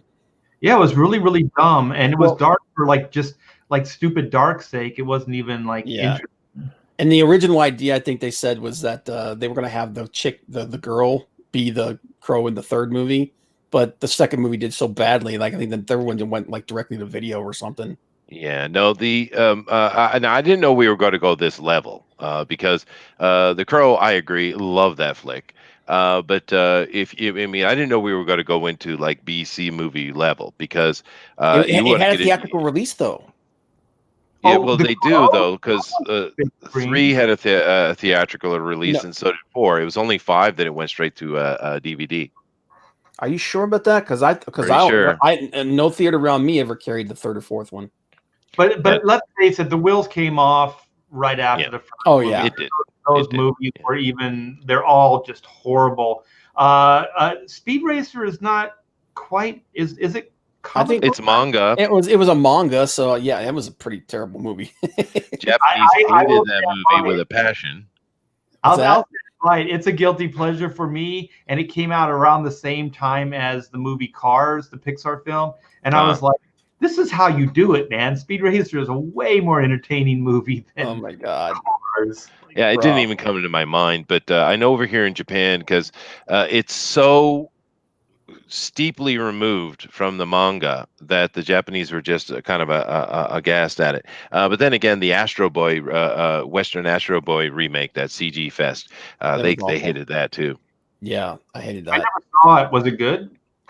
I thought it was fine, but the Japanese were angry about it. I didn't care for it. I love Astro Boy, and because Astro Boy it's such a good story, and it's a very sad story in the end. But the movie, I guess if you it's one of those movies where if you never read the manga, you'd be okay with it. Maybe, yeah. You have to be over 60 to be a pontificator. Well, yeah, dude, we gotta be able to talk to Art. I mean, Art talks in Sanskrit. Yeah, I think this actually doesn't hurt me and Chester as much as it does Bob and Joe. God damn, man, you put me in the grave early. Dude, I don't want to talk about gray in the beard, man. I've got enough gray. I've been slowly watching my beautiful brown beard turn white. It's like, damn, son. I got my first gray hair at age 25. Oh my God! Are you? What are you gonna make it to the next week? Well, I'm doing better than the previous generations of my family. I have a grandmother whose hair was completely white before she turned 30. Jeez. Wow, that's nice. But see, what happened to me, I didn't care about the up top becoming white. It was when I saw 3 gray hairs come on my chest that the concern began. And then recently, the past year or so, I found a gray hair on my balls. So yeah, dude, when you find the gray hair on your balls, that's when it's time to pack it in. Well, I'm gonna have at that point you're Chester. That was gross. At your point, no, seriously, no, he's not wrong about that, Art, because at that point your body's literally saying, Art. It's like it's his birthday. Forget about ball hair. Let's keep this guy alive. The chat has asked, and of course, Chester will provide a bit of evergreen there. Art. Shane Seriously, Davis. dude. When your hair and your Come nuts on start now. turning white, your Let us body's see it. going. We got just enough energy to keep this dude functioning. Forget about right. keeping his hair color. That's right. Come on, show him the evergreen. Come on, Art. No. Why? What do you mean no? The chat demands it. I don't Oh my god. All right, so I got a movie on my list that nobody has mentioned. The only thing I have to add is, and this might just be me, because Okay. personally I thought it was an abomination, and it's Batman v Superman. Like That was horrible. all day. Like this I- movie is kind of like what those early ones were for you, Bob. Like Christopher Reeve is always going to be my Superman. right, but like you were really like your whole thing was, I think the reason why certain movies didn't work for you is because you had expectations and you wanted them to be good. And so they almost like betray you worse than if you had no expectations and went into it. And I think like Batman v Superman, I had expectations and I love those characters, and I think the problem is there's the source material to draw from for Batman vs Superman was so great, and the fact that he basically bastardized it is what hurt the most. That's what you get He cherry for picked. letting a German do a Superman movie. But I will say this: there were parts of Batman versus Superman that I actually liked. The overall story I didn't like. I will say this: if you watch the uncut version, like the version part of the reason why that movie failed was because the guy who was in charge of Warner Brothers at the time told them you cannot have a movie past 2 hours. You have to, and literally made them chop like 35 minutes of that movie out. Yeah, but the thing is, if you can't meet the format, like if you can't write a comic book in 20 pages, then you fail. Like if you can't make a movie in 2 hours, then you fail, unless it was always going to be like a 2.5. Well, I don't think they should have. Yeah, I don't think they should have done a Batman versus Superman movie to begin with. I think that I agree. They needed to build the universe, and I think that's the biggest flaw for that movie is it tries to make up for everything that they did with the Marvel films in one movie. The setup that they did all the way to get to Avengers, they tried to make it up in just one film. Yep. Now that's DC's problem. But I tell you, with the Batman versus Superman, my kids love Batman. That's their favorite character. And we took the kids to go see that movie. It was actually happening right when they were going to university, so it was kind of a time when we could all be together and go see something, together. And they actually looked angry the entire time, dude. Well, it didn't help that we were just coming off the Nolan films, which other than some of the elements for the third film, the Nolan films for Batman were great. Yeah, I thought that Batman v Superman was awful, and I knew it was truly horrendous when my wife, who loves bad movies typically, I mean, she'll watch Fast and Furious, doesn't matter what number it is. If it's on, she's there, and she loves them, and all kinds of bad films. You name it, she's watched it and enjoys it. But that movie, we walked out, and even she said, that didn't seem like Batman or Superman. And she's not into comics at all. She loves watching all the films. She'll watch them all with me. She's even dragged me to some. I didn't want to go, but they were so bad.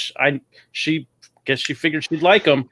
But that one, that was a no-go for both of us. Yeah, and I think it's Snyder tried to Watchmenize the Justice League. Told you, don't let a German make your comic book movies. Now, they have no sense of humor whatsoever. I will say this: I think Cavill is a good Superman if you let him be Superman. Yeah, I agree. Okay, I think he fits the bill perfectly. There's only one moment with Cavill, if I might interrupt. One moment with Cavill where he's freaking epic, and it's in Justice League, which we haven't even mentioned yet because it's got to win. We all know it. But Justice League, in that movie, there's a scene where he just woke up and he's fighting the League. Yeah, and that is the most epic moment when he Cavill turns and looks ever at the had. Flash. Oh yeah, but I'm just talking about him fighting them and just kicking their ass, dude. Well, Superman is epic. Is when he just flies in and there's what was the villain's name? Steppenwolf. And he just boom, like he just starts like pummeling him with like almost effortless. But the punches are thrown very convincingly. And I was like, wow, like that is pretty badass, especially since they set it up. Like none of those guys were really able to land a blow, and he just comes, knocks him to the ground and just boom, boom, boom, boom. And then I thought, like, for the most part, it was his humanity that stopped him from finishing the job, which is kind of bad writing, but I thought, in a bad movie, it's cheesy, but it does fit who Superman is. Which is a lot better. Which is a lot better than him snapping someone's neck. Yeah, exactly. Yeah, that just pissed me off. My family didn't get it, and I was like, "Well, you don't understand Superman." The thing about that scene, though, I will actually give him a little bit of pass for that, because he was actually pulling from that moment in the comics where Superman actually does kill somebody deliberately, and it just destroys him. It's the two. Remember, it's the scene in the comics where he kills the two Kryptonians because he had no choice. Like they were literally going to destroy the world and kill everybody. Yeah, but he had a choice in Man of Steel. Though I understand that, but that's what he was trying to go for. He was trying to go for that moment, and that is when Superman was like, "I will never, ever, ever, ever, ever do this to anybody ever again." Yeah, you know what I mean? They could have went that route, but they didn't. I get what you're saying. Now, I thought for sure Justice League was going to win worse, but then Simian 7 went and burst my bubble. No, Valerian. Valerian. That movie is absolute. That movie is like someone drank some neon paint and you just vomited it on the screen. Yeah, no, Simian 7 wins. Yeah, because the problem is a lot of people never read Valerian. I have. Because it's a French book and a lot of people don't really go outside the States. But Valerian's a great little book. Dude. I have all the books. Yeah, they're great. Yeah. I love them. Yeah. They're very pretty too. It's one of those it's one of those titles that I never read, and then when I found out about the film coming out, and I usually like Luc Besson as a filmmaker. I liked Fifth Element. I liked The Professional. There's a couple other films he's done that I liked. Some of them, no. Not really. So he's kind of hit and miss, but more often than not, I like what he does. And I thought there was a chance if you could do Valerian justice that he would do it. And so I was looking into the history of the title. I was like, okay, there's no way I can read all this stuff before I see the film. So I'm just going to go into the film cold. And even then, I didn't like it. That wasn't a good idea. The thing is, Valerian's one of those stories I don't think you could do in a movie. I don't think you do it properly. They're just serialized adventures. They're just adventures. There isn't like an overall like arcing like storyline. They're just it's like John Carter of Mars. There's stories. Right, but you have to get that universe right. I thought the universe was pretty good. I thought the visuals, I thought the world building was good. I thought the story was pretty bad. And I tell you right now, the actors were awful. It's the actors. Those two actors were the worst. If they would have got actors that had a soul, Dane DeHaan was the worst choice. And we're alive. Bad casting, yeah. And the thing with the Valerian, I don't think you can actually make that movie in the current political environment. Not really, because Valerian is, he's kind of a misogynist, really. He's very French. Mm-hmm. Yeah. Oh yeah. It's super French, dude. I think I was like French mainlined into an IV, man. It is. Yeah, because I read it way back when I was younger, and I read it in French because I was taking French classes at the time, and I wanted to challenge myself. So I actually went looking, and that's how I found Valerian. Was because I was looking for something to challenge my French with. Yeah. So was Valerian super communist? Are you talking about the movie or the comic books? I'm not I sure. never got that. Have you guys? Did you guys get that he was? It's kind of that whole like Star Trek, that whole universe where it's like money doesn't matter and things like that. But there's two movies that nobody has thrown out. Well, so they talked about it earlier. Fantastic Four and Iron Man 3. Are you talking about Fan Four Stick or one of the? I'm talking about all three of them. They all three suck. But the Corman movie is like, dude, it's like that thing never even got a theatrical release. Well, that's because it was just made to hold the license, right? But the first two movies were okay. No, they weren't. They were terrible. Those movies suck. Fantastic. Listen to me. The Fantastic Four one of my favorite comics of all time. Dr. Doom is the greatest villain in comics history. And they cast the dude from Nip Tuck as freaking Victor Von Doom. I once again, I said the first two. I didn't get into the reboot thing. No, oh my God. That is the first two. Why are you guys he's talking yelling about at each other? Oh, you're talking about that dude. Oh, I see what you're saying. Well, I'm not really defending them, but they're nowhere near on the epic level of failure. The third one is what my point was. The third one is like baby colored shit. I'll tell you, Chris Evans kind of saves at least that first Fantastic Four movie. He don't bring anything to that film. Evans was a good Johnny Storm, I thought. I liked it, yeah. Yeah. I'm always having to correct you guys. Why is that going on? There was other things about the first movie that were valuable, right? And she has a name. I'm gonna hit you in the head with a shovel. That's okay. I'm gonna buy a ticket. I'm gonna buy it. I don't care if there's a shutdown or not. I'm gonna buy a ticket to Jen. Jessica Alba is not Susan Storm. I'm gonna buy it. No, she is gorgeous. She is gorgeous. She is not Sue Storm. Yeah, they died white. It was horrible. I'm going to have to help you out here. How do you take the greatest comic book villain ever created and do that to him? Well, look what they did to what's his name, the Galactus character. Oh yeah, Galactus was that was horrible. Galactus was basically a vapor fart. Now, come on now. She's gorgeous, though, dude. No, she's absolutely she's smiling gorgeous. at you. Isn't that sweet? She's not. She is not Sue Storm, and Chickless was not the thing. Chickless was like the thing's left nut. Oh my God! You know who she is, though? She is a comic book character. She's like a Michael Turner drawing.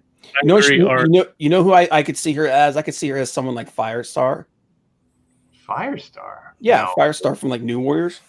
No. I can see her as that. I can see her as Witchblade. Sarah Pavini? Nice, dude. She's too nice. She doesn't have that New York. No, I was thinking of not Soulfire, but what's the one in the water? What's that Michael? Oh, Fathom? Yeah. Nera. Fathom, yeah. She would be. Oh, yeah, for sure. Art. Fathom, yeah. No, would be good. She'd be a good Fathom, yeah. That's the character I was thinking when I said Michael Turner. Yeah. Yeah. Hey, Todd. How you doing, Todd? Yeah, Todd. What do you have? Happy birthday, Art. I had to come today, even though I'm not feeling well. Well, I just want to say something, Todd. Zach gave me $20 in the form of a super chat, so I'm not saying you have to, but. Yeah. Remember, guys, all the super chats go towards Art's drinking fund for his birthday. Yeah, right. Alcohol fund. Yeah, that's single malt or double malt. That's another thing that they did is they absolutely took a crap on Galactus and the Surfer. It was bad. The Surfer was cool. The Galactus thing was ridiculous. They at least tried with the Surfer, and I respect the weird morphing thing. The weird morphing thing with the board and stuff. I'm like, what the hell was that? Epic. Are you kidding me? I love the Silver Surfer. Yeah. So it doesn't fit his character. Bob, what do you mean it doesn't fit his character? Bob, the best part about the second movie is the Silver Surfer. It's a Silver Surfer movie. I thought the Surfer was cast well. I just didn't like the whole liquid metal Terminator thing. It's okay, Todd. He had never did something like that, and you can never pull it off in comics. Right. So, but pulling it off in CG, man, that was epic. And they had to show. They had to have some sort of storytelling convention to show. If not the power cosmic, then they had to show that this guy was otherworldly. He was doing stuff that. Yeah. The fact that he was kicking the shit out of the Fantastic Four wasn't enough. I disagree. I like Silver Surfer. You got to make him a little weird and a little spooky. Yeah, I think so. Todd, you have to understand, Todd. Bob, it was confirmed earlier that Bob's balls are completely covered in white hair, and he's just angry about it. That's just the problem. No, I was ignoring all that. Thank you, Chester. This is going to be my hey, Chester, what's your cousin's name? Bodily moment. Yeah. Bradley. Yeah. But Lawrence Fishburne was perfectly cast as a Silver Surfer. I thought he had. I think Silver Surfer would have been better because he works in tandem with Galactus. Yeah. So I think the character was only going to be so good anyway, just because Galactus was so bad. So I think it was a little bit Galactus too that led. Yeah. But I'll tell you what, those movies, those first two movies, as bad as they are Shakespeare compared to Fan Four Stick. Yeah, no, that was a really bad movie. That movie needs to be nuked from orbit. Well, my daughter she got me a Disney Plus, so it's on there. So I'm finally going to get to watch the new. No, God, don't do it, dude. Don't do it. It's really bad. You're going to feel really robbed bad. of 2 hours of your life. It's really bad. But just to not leave the Fantastic Four 2 movie real quick, though, the real problem, the reason that movie failed mainly was because they didn't have the balls to put Galactus in it. And they missed the opportunity. They should have started that movie with the surfer moving through space and had an epic reveal of him coming up to this gigantic freaking Galactus just floating in space. And they missed the opportunity to do that because they didn't have the balls to try to pull it off. Yeah, he basically was just like a friggin' vinegar fart floating in space. Yeah, it was stupid. It was ridiculous. Yeah, it was awful. But Simeon 7 said, by the way, I'll call dibs on Ava Duver, what's her name's New Gods as being the worst movie ever. It's not even out yet. Fair enough. That's gonna be a train wreck, man. You know what though? It's gonna make money because that's just the way it is. I don't know about that, dude, because right now the cinemas are closing down and America is certainly struck. That's very true. That's very true. Yeah. If the cinema is even here later. But what do you guys think about the other one, Iron Man 3? I think it's a worthy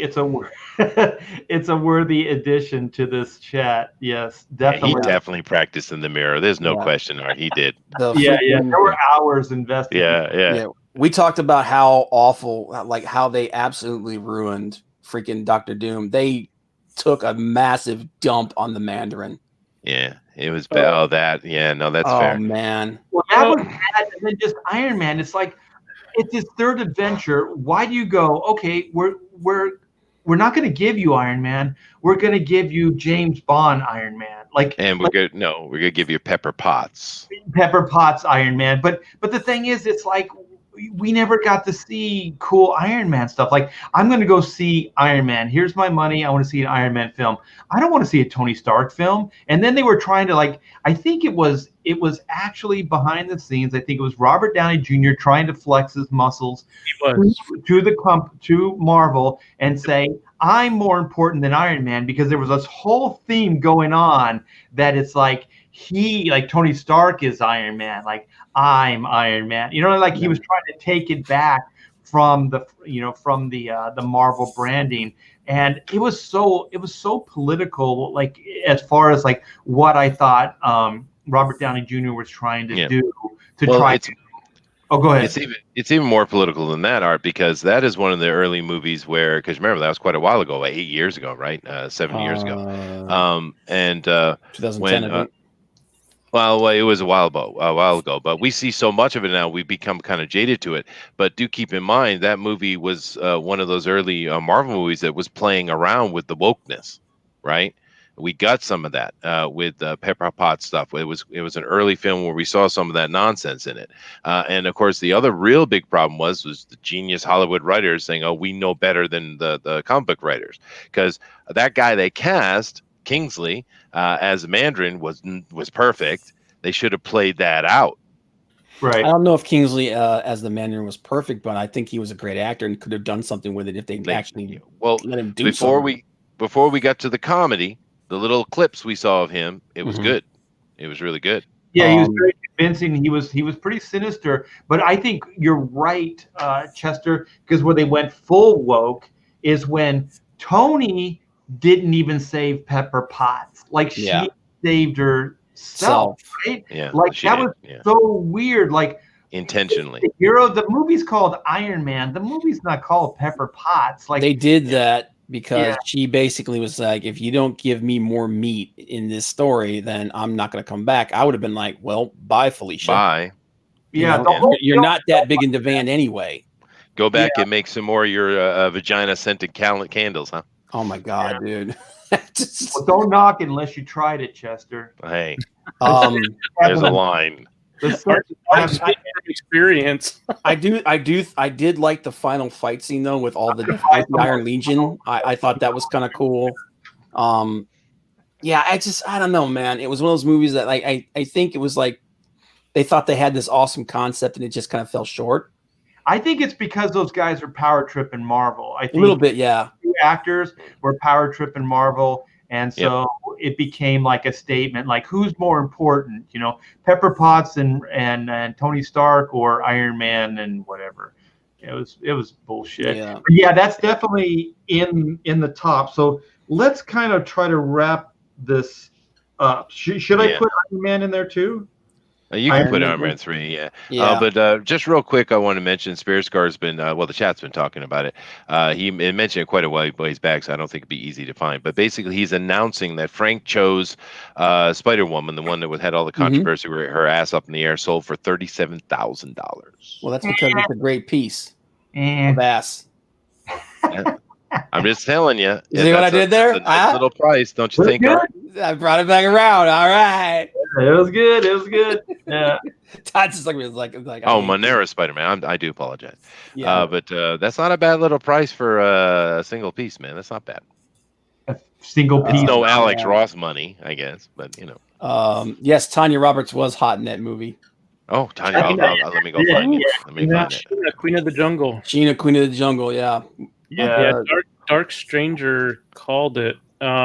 And I was just gonna say in the chat, Dark Stranger. Now that you brought it up, and you and I were kind of chatting a little bit, I vaguely remember seeing one of those old Sheena covers. Until you mentioned, I had totally forgot she was a Golden Age comic, and I quite frankly, I don't remember anything about the Sheena movie except that Tanya Roberts was a smoke show. I'm here for you, chat. I bring the love. Remember that. Chester brings the love. Hey, Joe, she was an angel. She was. And Art doesn't want to talk about it, but this one needs to come up too. A little bit evergreen. Okay. Thank you very much. Oh, speaking of these Golden Age characters, what about Doc Savage? Oh, the Doc Savage movie. Remember that? No, I remember it. It was pretty bad. Yeah. Yep. No, I don't remember. When did it come out? 1975. Never saw it. Dr. Savage, the Man of Bronze. Never saw it. Wow. Never saw that, dude. They didn't give the guy the haircut. It was the guy who played Tarzan or something, right? That they had play Doc Savage. Which Tarzan? What was it? No, what was his name? Weissmailer? No. It was Ron Ellie. Yeah. Joe's my man. Yeah. Right. I can't remember that. Yeah. He didn't have because Doc Savage has that weird. I got it right here. I got it. Yeah. I got it there. Doc Savage has that weird, almost like Norman Osborn hair. He has like almost like cornrows, like weird. It's a weird haircut. That doesn't look like Doc Savage. No, not at all. No. Wait, he looks a little like what's the guy from Planet of the Apes? Like, you damn dirty ape. Yeah. Charlton Heston? Charlton Heston. Charlton Heston going there. Yeah, he's a discount Charlton Heston. There you go. Oh my God. $1.80. What do you mean, Alpha Proto? I know Dwayne Johnson's in talks to play Doc Savage. No. Doc Savage didn't he? Yeah, like some of the times, like they did a thing where like his hair was looked like it was made out of metal, like he was wearing like a skull cap. He had a couple of different looks. Yeah, but then he had another one where his hair was like it was almost like the Colossus hair. So you guys that saw the film, I mean, do you think it was bad enough to be in consideration for worst 3 ever? It's 1975, man. It's that thing where it's like all this, like 90% of the stuff coming out in 1975 was cheesy crap. Yeah, it's bad. They just didn't have the money to pull it off. Yeah. Something about Dwayne Johnson. He's going to have to cash in soon because that guy's starting to show his age. So if he's going to out, he needs to do it now. Yeah, well, but either his head is shrinking or he's getting some manner of injections. I'm not quite sure. Oh, dude, he's definitely on the TRT. Yeah. But the reason why I give those old 1975 movies a pass is they weren't meant to be. They weren't trying to be serious. The ones that we were talking about, they legit thought they were going to strike gold with those movies. Yeah. All right. That's true. I'm going to give you guys one line, and then you tell me, did you like it or not? You ready? Yeah. Flash Save Oh, your right. Dun, dun, dun. Okay.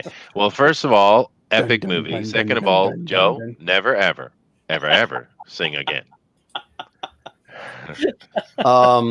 Hey Joe, I'll give you When 20 I saw bucks. when I saw it when I was a kid, I thought it was awesome. I liked Do it. you- I thought it was a fun 2-hour Yeah. romp. Yeah, I don't it's think it a fun ever movie. was trying to be It's- serious. That I movie is. I put that exactly- movie in the same vein as like Rocky Horror Picture Show. Yeah, Yeah. that movie was completely self-aware. Like Flash was executed and just done exactly by script Yeah. because it was too perfect. It's like Big Trouble Little China. Like they Yeah. understood what they were making, man. Yeah. No, I they did. agree. I think Flash Gordon was intentionally campy from beginning to end, and Yeah. I think it's a lot of fun. Yeah. It is one of the All best right, soundtracks of all time, too. Oh And God, yeah. Big Trouble in Little China also has a comic book, by the way. Yes, it does. It has. Wait. It has a sequel. I think Moot Point means Flash Gordon, not Oh God. Flash Gordon, yeah, baby. Let me search for that. Chester, No. Oh. it wouldn't be sure if Chester didn't get us bumped. Yeah, that's true. I can't remember. Was Barbarella a comic before it was a movie? I don't oh, think it was a comic. I think I know I've seen comic after though. Yeah. Comic. Okay, well let's start trying to. No, it was, dude. It was 1962. Are you serious? Yes, Wow. 1962 to 1964. Wow. was it EC that put it out? I think so. Let me look it up. Vampirilla, Barbarella. Wasn't it Gold Key? Yeah, I don't remember for sure, Todd. That'd be pretty racy for Gold Key, though. Barbarella comic. I thought it was EC, but I could be wrong. It was French. It was a French comic. French, eh? It was in V Magazine, 1962. Is when it debuted. V Magazine? V Magazine. Okay. Or We It's interesting. Magazine? Eric says, I am the Brian Blessed of Pontificators. Well, thank you very much, sir. Thank you. Yes, V Magazine, and it was in a couple of different things. It's a French book, they said. Yep, I just said that. But originally material for the series as a comic strip in the Comics Anthology V Magazine, Evergreen Review, and Heavy Metal as a set of graphic novels. But Art, okay, so you got the list, Art. Throw them down. Let's hear it. Okay, so I have Catwoman, I have Superman Quest for Peace, I have Dark Phoenix, I have Fantastic Four, I think it's the second one. I have Steel, Iron Man 3, JLA, and Batman v Superman. You don't have Batman and Robin on there? I think we didn't agree. No, We didn't agree on that one. Well, from that list, Justice League wins. Dude, there is no way Justice League is a worse movie than Catwoman. Easily it is. It's an absolute debacle. There's no way it's worse than Superman 4. Dude, Superman 4 is an affront to Fantastic humanity. Four, the whatever they call that stupid number Fan 3. 4 stick? Yeah, Fan 4 stick. That is worse than Catwoman as well, and that would be better than frickin' Justice League. Easy. The Fantastic Four movie at least has good, I think the Silver Surfer stuff was pretty. No. We're not talking about that one. We're talking about We're talking about Fan 4 stick, the reboot 19 Michael B. Jordan. Yeah, the 2017. Yeah. one. Absolute disaster, dude. Okay. Yeah, I haven't seen that movie, so I can't really chime in. I know it looks so bad that I didn't even go to the theater. So I'm with you, Art. I didn't even bother with it. Don't. I It's watched bad. it. I watched it on video, and I wanted to gouge out my. I wanted to take a freaking spoon and dig out that part of my brain that It's true. remembered it. It's true. Okay, I have to qualify Catwoman with one question. Do you think they set out to make a good movie, or do you think they just phoned it in and they just put it out for a quick buck? I thought all they had to do was put some sexy time in it, and then they could just do whatever they wanted. Okay, so based on that, can we cross that out maybe? Because they didn't aspire to do anything more. I think they thought they had gold on their hands. I think they thought they were making a movie that was gonna kill it at the box office, but they didn't know what the hell they were doing. Yeah, you go ahead and just cross it right off there. Art, just cross it. Well, I know how you feel about it, but I'm okay. Todd, you're new You weren't here for the Catwoman conversation. Yeah, I'd like to hear Todd's opinion, and I'd also like to throw out there, are we also considering expectations versus what was delivered? I think Bob had a pretty good parameter with that. Yeah, I think expectations enter into it, and I think what the movie people were thinking when they built it. Like, were they thinking that this was going to be an important film, or and then it just becomes horrible, or were they just doing it as a cash grab, or just a silly, let's put this movie out? Like, I think the spirit, the reason I didn't write that down is because I think it was just a silly film that they put out. I don't think anybody put that much energy or time into it. That's true. That's why I say Justice League, because they thought that they were going to just slam the doors off the whole planet with that movie. That was their intention, and it absolutely it's one of the worst failures of all time, dude. Theatrically and monetarily as well. There's only 2 movies on that entire list that I've each watched one time, only once. Okay. That's Catwoman and that new Fantastic Four. I've already watched the Justice League twice. Yeah. So I wouldn't put Justice League in the same category. I'm not saying it's not an epic failure of what they could have delivered, but it doesn't fail on the same level as Catwoman. Don't talk sense, Todd. Damn it. So there's 3 people for Catwoman. Yeah, it just even when you mentioned Flash Gordon, I've watched that 100 times. Mm-hmm. Every time it would come on regular TV, I would make sure I watch it. It's one of those films. It's like Jaws. It's like Star Wars. It's like E.T. You're just gonna watch it because it's on. But Catwoman, I watched one time only. There's no redeeming value to it. It didn't seem like even a superhero movie. It almost seemed like a Halle Berry's ass. I don't care, dude. I've got other movies that could see it better.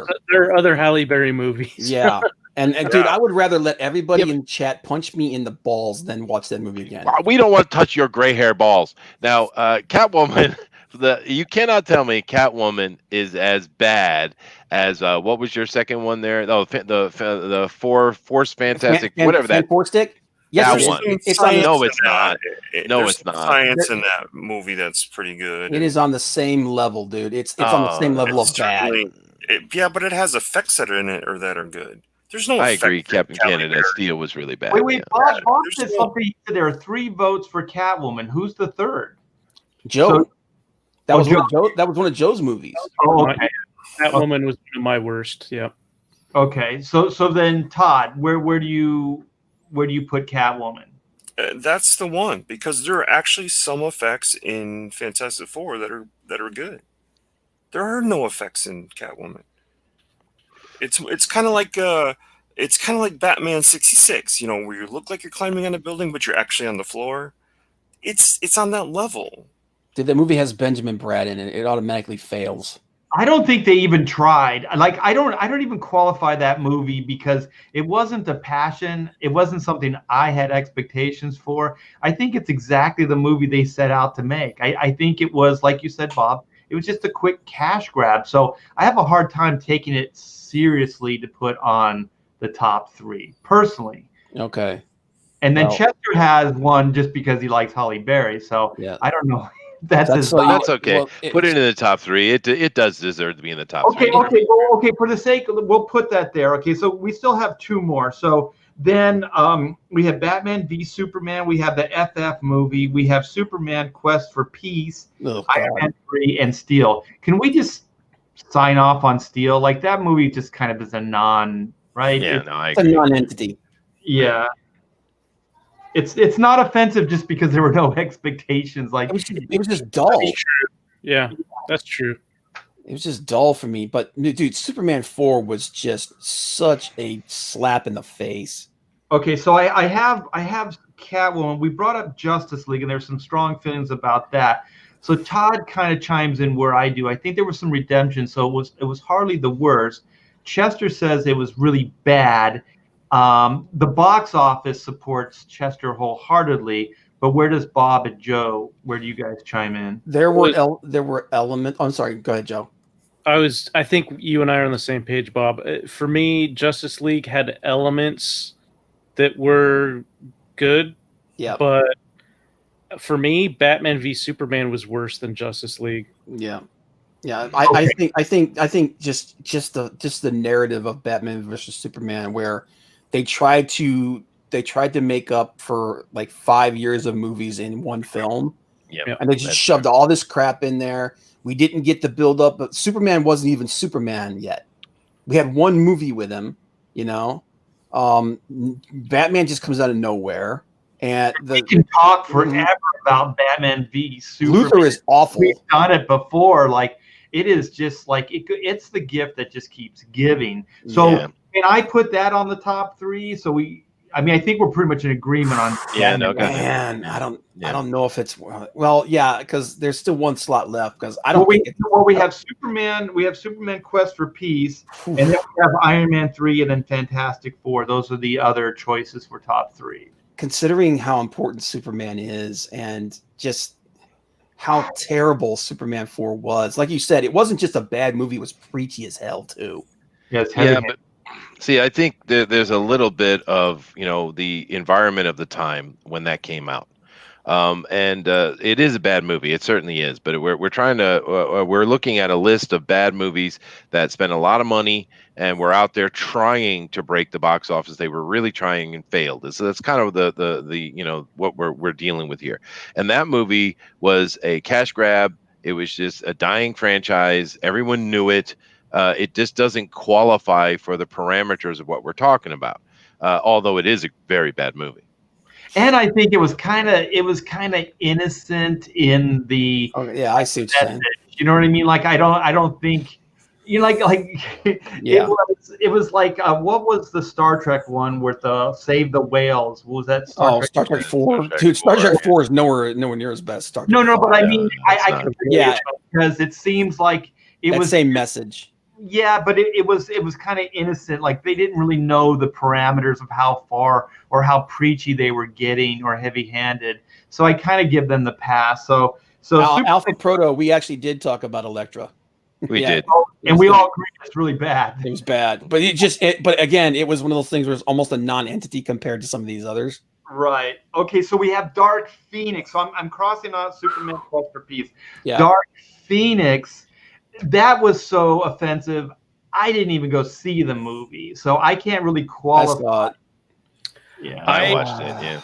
Yeah. So my wife and I, so that was when my wife dragged me to. I mentioned earlier she loves bad movies, and I wasn't going to go, but she said, we saw all the other ones, we got to see this one. And I think it was actually one of those date nights where it was her pick. So I said, all right, we'll go. And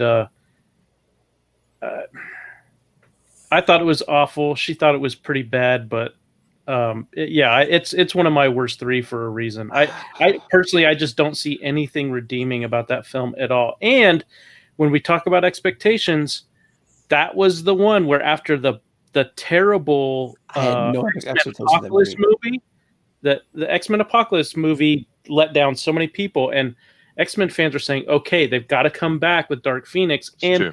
Already had a bad Dark Phoenix film in X-Men 3, so this is the chance to do it right and redeem 2 bad films, and it just fell on its face. So I think it was a complete disaster. I disagree. I had no expectations for that movie. I knew that movie was going to suck. Well, now the reason you don't though is because before the whole Fox purchase by Disney, that what Joe was saying was exactly true. But then the whole Fox thing happened. It got put on the shelf, like the New Mutant movie, and it just kind of got lost in the shuffle. And then they decided just to throw it out. So because of all that had gone on, I think it lost a lot of hype. But if it had come out normally, if Disney had not bought Fox, then what Joe was saying is absolutely true. I don't know, man. From my perspective, after that abomination that was Age of Apocalypse, I was like, they're never going to make another good X-Men film. Yeah, I kind of After felt the the same. first That's X-Men true. film, I thought they were never going to. Dude, well, the first X-Men film was like we'd never seen a movie like that before. And I thought it wasn't great, but it was okay. X2 I thought was pretty good. It had elements, but it was crap. 3 At was least it had crap. a better mystique. Wolverine Origins was crap. Then First Class came out, and First Class was good. It was good. And I then did like that movie. Yeah, every movie after First Class was just slow descent. By the time we got to Age of Apocalypse, True. I'm like, these movies are crap. They're never going to be good ever again. I Until had somebody hope else does them. after First Class. I had hope. Mhm. Definitely. We haven't heard Todd chime in on Dark Phoenix. So Todd, where do you feel like? I haven't seen it yet. All right, so It's you're not really missing- bad, dude. You're not missing much. Yeah. Although I would say, and I wonder if Joe agrees with me on this, I would suggest watching that way before I suggest watching this reboot of Fantastic Four. Yeah. Oh, dude. Well, I was gonna say, do you think Dark Phoenix is worse than Batman and Robin? Oh, much worse. Oh yeah, much worse. Wow. Batman and Robin was a campy film intended. we all to be kind that way. we all kind of agreed, Bob. That's why I put Batman and Robin on, because I think it was exactly what they set out to do. I think there was no pretense about that movie at all, man. It's a It was parody, really. It was. Yeah, I'll put it this way: it's definitely not as bad. The Dark Phoenix movie, as bad as it is, it's definitely not as bad as Fan Four Stick.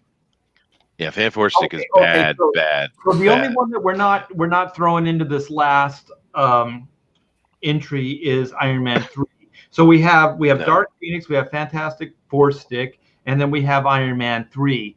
So my vote is Iron Man 3 as as far as offensive and just a really bad comic. Oh, man, I think Fan Four Stick is worse than both of those I movies. think it's probably because I don't have the deep feelings because I didn't see the movie. Oh, dude! If you saw, as bad as they did Doctor Doom in the first two Fantastic Four movies, this was infinitely worse. Infinitely worse. It's really bad. It's shockingly bad. The thing with the what you were talking about, Iron Man 3, it's not a great movie, but I don't even think it belongs in the conversation, dude. Although it is offensive, though, I get why you're saying that. I do agree, but these other movies are so much worse that it doesn't even compare. Okay. After I saw somebody brought up League of Extraordinary Gentlemen. Yeah. Would you want to put that in the running against Dark Phoenix and Fantastic Four? Because when we start talking about it, that's a pretty bad movie. I still don't think it's as bad. Catwoman level. I still don't think there's. It's Catwoman level. Okay. I think it had some cool visuals to it though. It did. Like the Nautilus was really cool. Yeah. And some stuff like that. There's nothing redeemable about Fan Four Stick and Dark Phoenix. Yeah. Well, okay, they're really bad. So I know that Bob and Chester are very outspoken about Fantastic Four. Joe, you said you didn't like it as well, right? I, like you, it was panned so extensively and for so long that I never bothered to watch it. Oh, I thought you said you saw it with your wife. No, we watched the first two Fantastic Four films, but she dragged me to see Dark Phoenix. Yeah, he said they said they went to see Dark Phoenix. Yeah. Okay, but- so Chester and Bob are very, very outspoken about this film. No, Todd saw it. Todd saw Fan Four Stick, right? Yeah. Okay, Yeah. so then he can be the tiebreaker. So how did you feel about it, Todd? There's some good effects in it and some decent science, but it's doesn't have any of the heart of Fantastic Four. It doesn't have anything that makes me ties me to it as far as wow, that was a good take on Fantastic Four. But in itself, a movie and what you saw visually, because it was not a horrible visual movie. It was okay. Yeah. But Fantastic Four has no heart of Fantastic Four. It has none of at the all. charm. That's true. The guy that directed it, he directed half the movie drunk. Like And the other half was done in the boardroom. Yeah, he literally admitted that he came to the set completely blitzed. Yeah, that guy, I've heard interviews with him talking and stuff. He is mentally just not strong. That dude's that dude's really unstable. Josh Trank. Yeah, Trank. Yeah. Oh, I just want to say that it just came to me. Did you guys see that Lost in Space movie years and years ago? Yeah. The beginning, the first act of that film, I was like, that's Fantastic Four, man. Just when they get into the ship and then launch off and stuff like that, I was like, holy shit, man, that's the Fantastic Four. A family, going into it. There's some tension there, going into the mission, and then, as they're thrown together, then they start working out and ironing out problems, personal problems and stuff like that, which is the Fantastic Four. And I thought the premise, that movie's not great, but the first act, man, when they're just like getting the ship and launch off, is pretty good. So let me put Fantastic Four there. So then we have Batman versus Superman, we have Catwoman, and then we have Fantastic Four. I think that's a pretty good worst list right there. Wow, Justice League just got thrown off. All right, that's fine. Because there as bad as the overall element, overall design of Justice League was, there were parts of it, elements of it that I thought were cool. Chesterfield. Yeah, it's okay. I just, I thought I knew you guys. I thought I knew you. Okay, well, you just realized that we have better taste than you. Oh, all right. I'm surprised that for you, Gal Gadot's expanded role in Justice League doesn't put it a little higher than Batman v Superman. Yeah, dude, her in those leather pants, man. Come on. All right, fine. I get it, Joe. Hint, hint. All right, Gal Gadot's sexy. All right, I'm on. My ultimate problem with Justice League is this. Wonder Woman is not like a B Superman. She's like if Superman's A+, she'd be like A. Yeah. She should have wiped the freaking world with Steppenwolf. So to me, we need to bring him back because we can't beat this guy on his own. There's some love for you right there, baby. That floored me. That was such a stupid move. If that were Darkseid, and we need to bring him back because we can't. This is the perfect caption for this photo, by the way. I'm sorry, Todd. This is the perfect caption. Sense. Yeah, no, I agree with you, dude. Steppenwolf was a terrible villain. Yeah, there you go. You're blocking her butt, dude. What are you doing? Yeah, Steppenwolf was a terrible villain. If it was Darkseid was the villain, and you had to bring Superman back, which is a really weird meta thing to do, but you had to bring him back for a villain. Darkseid's a perfect villain. Or even if they had all of like the Darkseid's entire entourage, like the female Furies and Calabac and Steppenwolf and Desaad. If he had all of them together and it's like, okay, this is a little too much for us to handle by ourselves, plus an entire army of friggin' parademons, then I could see it. Or that's true. Have like if they're going to do the death of Superman, they shouldn't have brought him back until Darkseid showed up. Yeah, I mean, Darkseid would have been the reason to bring Superman that's back. That's the only real threat from Apocalypse that they really can't handle by themselves. And you're right, Wonder Woman is not that far below Superman. She's just like a notch below. That's it. Mm-hmm. And then you add in the fact that she's been fighting for what, a couple hundred years. I'm on a bit of a mission. She might even be better just because she's a fighter, like a fighter. Mm-hmm. Well, that's like that was one of my favorite elements of that series, Identity Crisis, where they were more afraid of her than pretty much anybody because they're like, Wonder Woman will just beat the living hell out of you. Somebody give that woman a sandwich, please. Yes, I think she's hot, man. But I think that's a pretty good worst list. Yeah. So if we had to pick, okay, this is where it's going to get ugly. Top 3, like in order. I have mine. Okay, let's do it this way. Okay, we'll each have our own. Okay, so Bob, your top 3: Batman v Superman, Catwoman, or Fantastic Four. Batman v Superman, or Fantastic Four, and then Catwoman. Those are the top 3. So Catwoman in order. Like 1 to 3. Batman v Superman, Catwoman, Fantastic Four, and what was the other one? That's the top 3. That's the 3. If I had a 4? No. What I'm saying is pick them in order. Like what? God! I never really got to chime in about Batman versus Superman though. Go ahead. But in it threw me, right, when he comes to Metropolis, gets off his helicopter as Bruce Wayne, and acts like, I have this huge problem. What's going on here? He should have flew in there on the fucking bat plane or whatever and got out of that thing in his suit. And then you have something, what's called a reveal. And all of a sudden you have an epic moment. It missed on so many levels. It did. A lot of that I think was because of editing. Because like we said, the guy, I can't remember his name now, who was in charge. Huh? Joss Whedon? No. The guy that was in charge the guy who's in charge of Warner Brothers. Before Walter Hamada? Yeah, that guy. He said these movies, they're not allowed to be more than 2 hours long. So, and like I said, like all those movies, like Snyder said, he left on some of he left almost close to an hour on the cutting room floor because this guy made him trim these movies down. That's why Batman v Superman feels so disjointed, because there are elements that were supposed to be in the movie that would explain some things in it, but he had to cut them out to reach time. And don't get me wrong, I still don't think it's a great movie, and I think there's a lot of problems with it, but that is definitely an element to the issue. Civilian Bruce Wayne acting as a sort of lifesaver in a disaster moment is absolutely bonkers to me. As far as a reveal, it's just ridiculous. It was a great dramatic moment, though. It was one of the better scenes. I think they said that part in that script, like the reason why that's happening is that fight's happening while he was actually on his way in for like a meeting or something like that, and that's why he's in civilian clothes. It is.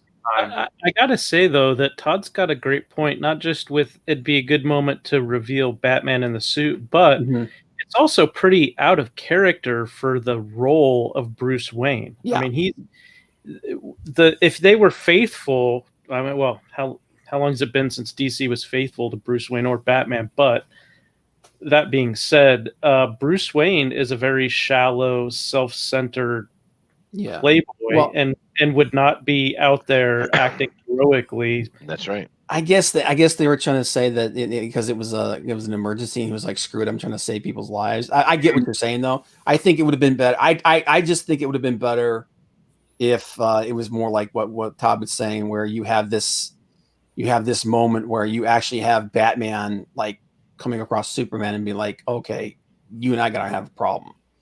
Well, they would have had to create way more of a scene, because really Bruce Wayne didn't even do anything. I mean, the most heroic thing was he runs into the fray, like into the disaster, and then he cradles a young kid, which is still very heroic, but it's hardly like a Batman worthy. Yeah. And like, once again, the chat is weighing in with excellent points. The BVS Lex Luthor is truly awful. Yes, it is. It's Joker light.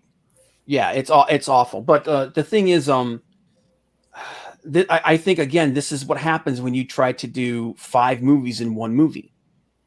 Oh, there's all kinds of reasons why the whole franchise fell apart. Yeah. I mean, we've done shows on it. We could do another whole show on it. It's absolutely mind-boggling how badly everybody just screwed the pooch on the DC universe, especially after having a Marvel universe template to work off of. It wasn't like they were creating it from scratch. They already had the will. It had been invented. Like, holy shit. I think that's the problem though. Badly. Again, it comes back to the Hollywood mindset of we're not going to copy them. We could come up with something ourselves. That's right. That's the problem. Never mind the fact that everyone's just going, no, just do it. We don't care. Well, I think they gave the wrong guy the franchise. I think Zack Snyder.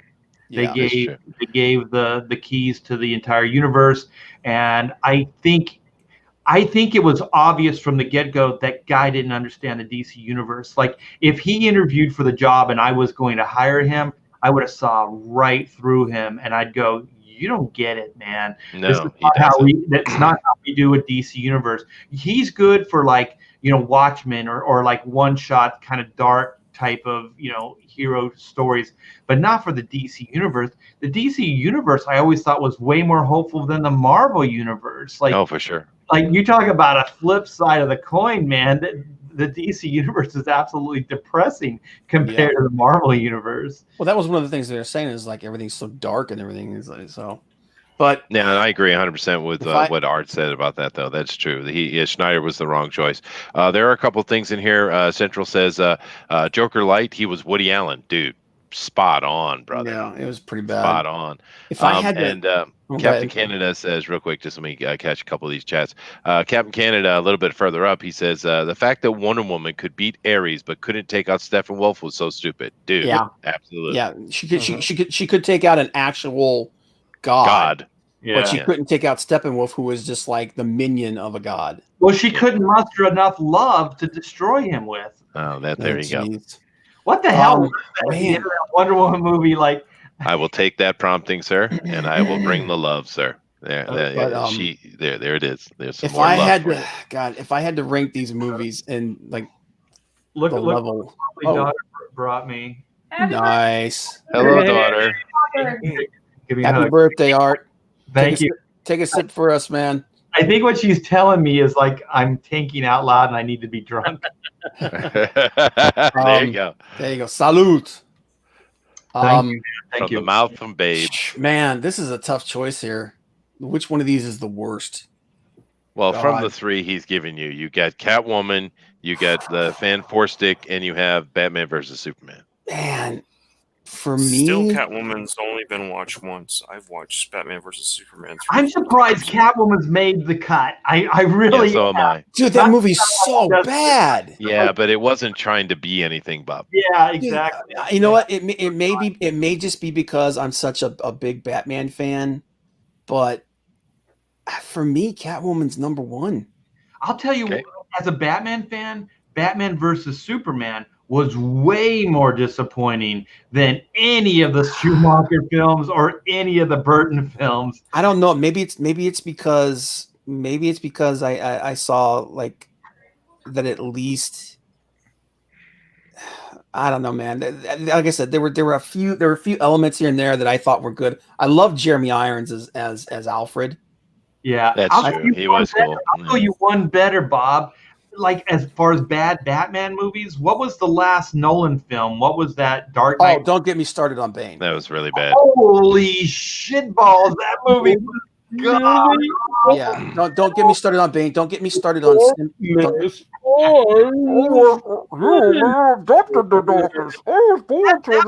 failed on every freaking level. There was not one thing that was successful. They even managed to shit on Gordon in that movie. Like everything they built, they shit on that movie.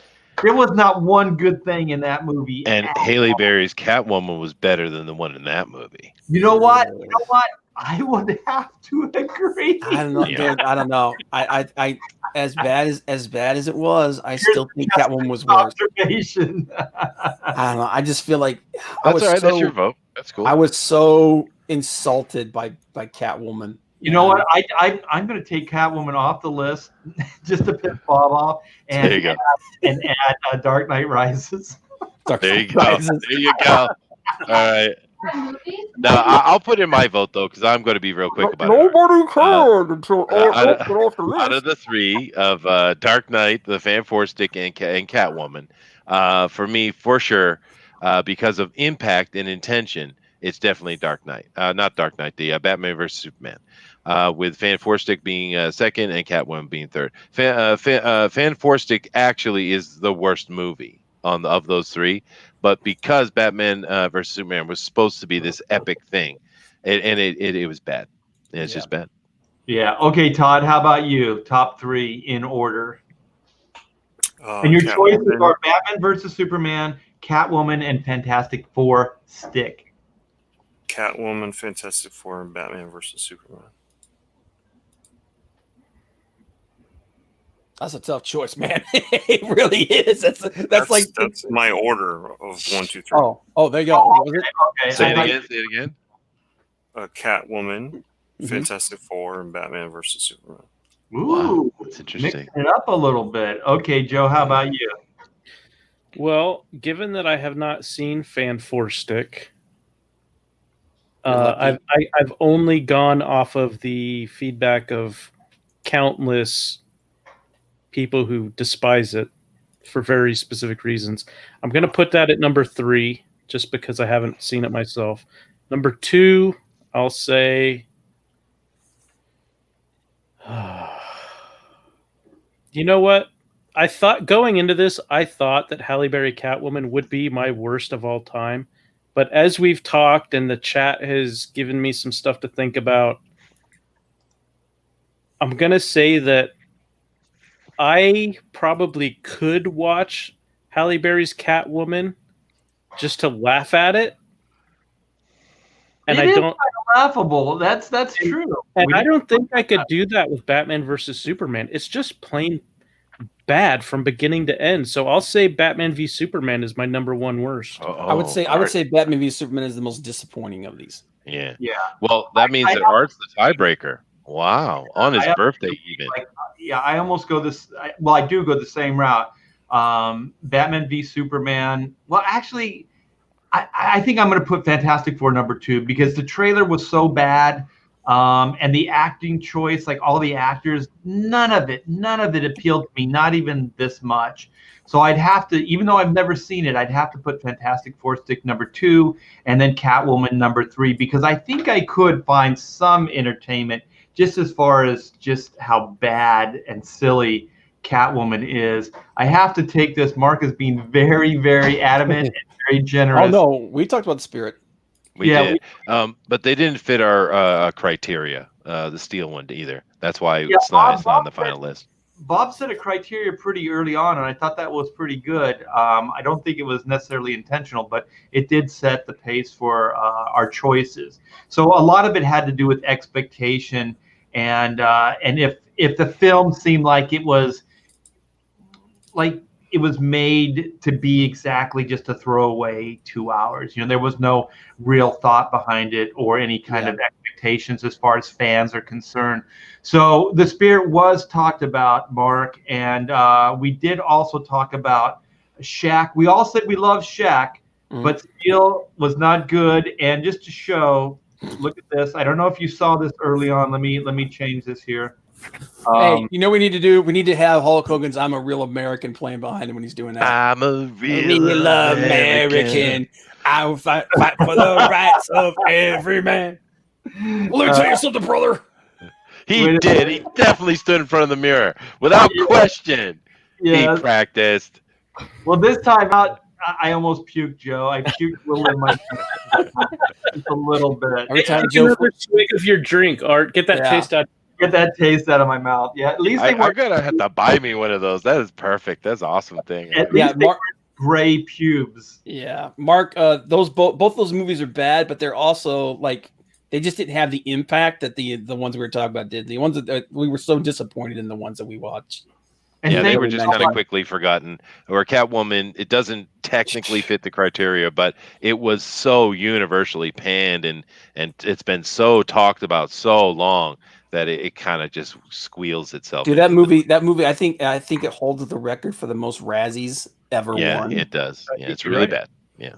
She actually went and accepted it. Yeah. Yeah.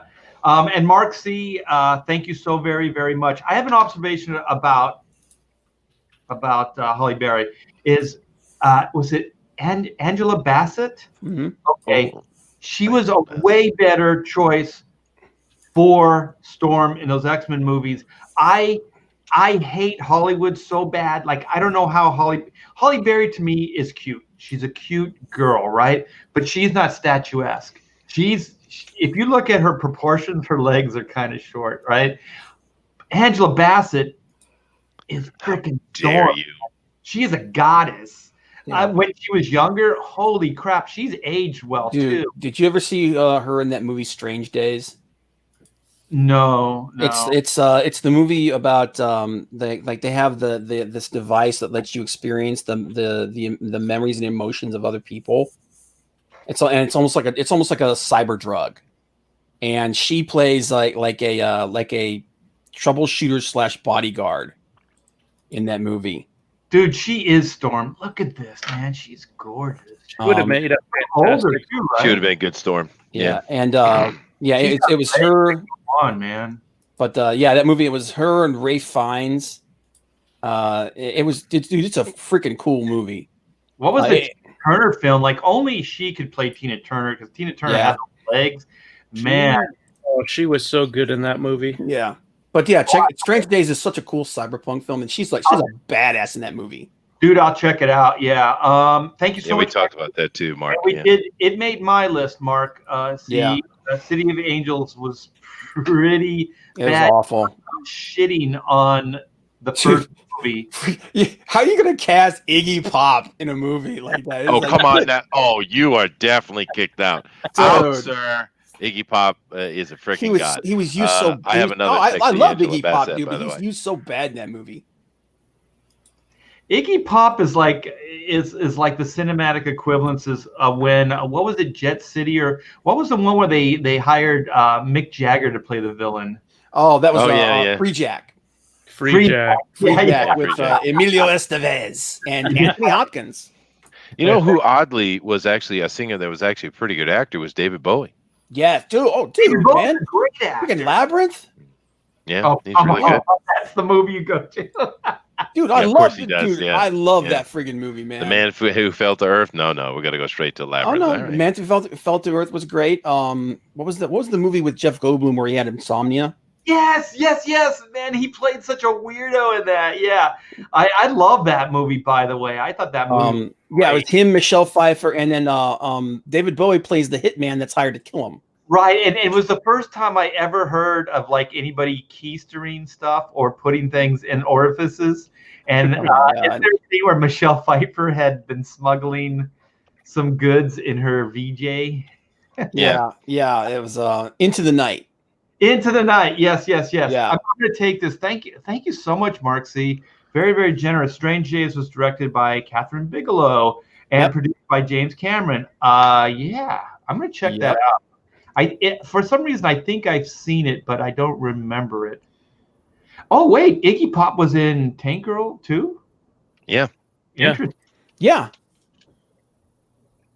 Very cool. Did we lose Todd?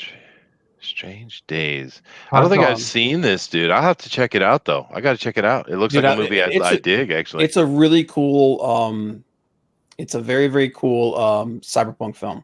So Chuck, how do you feel about Jennifer Connelly looking delicious in Labyrinth? How do you feel about that? I've never seen that movie. What are you talking about? What movie is She's actually really young in that movie. She's adorable in that movie. Well, that's like the last time we ever saw her, actually. Well, I did because I left the country myself, but when some years later. But because she was doing some like commercial stuff and doing some things, and then they was like, oh, she's in some big Hollywood movie, and I never saw her back at home.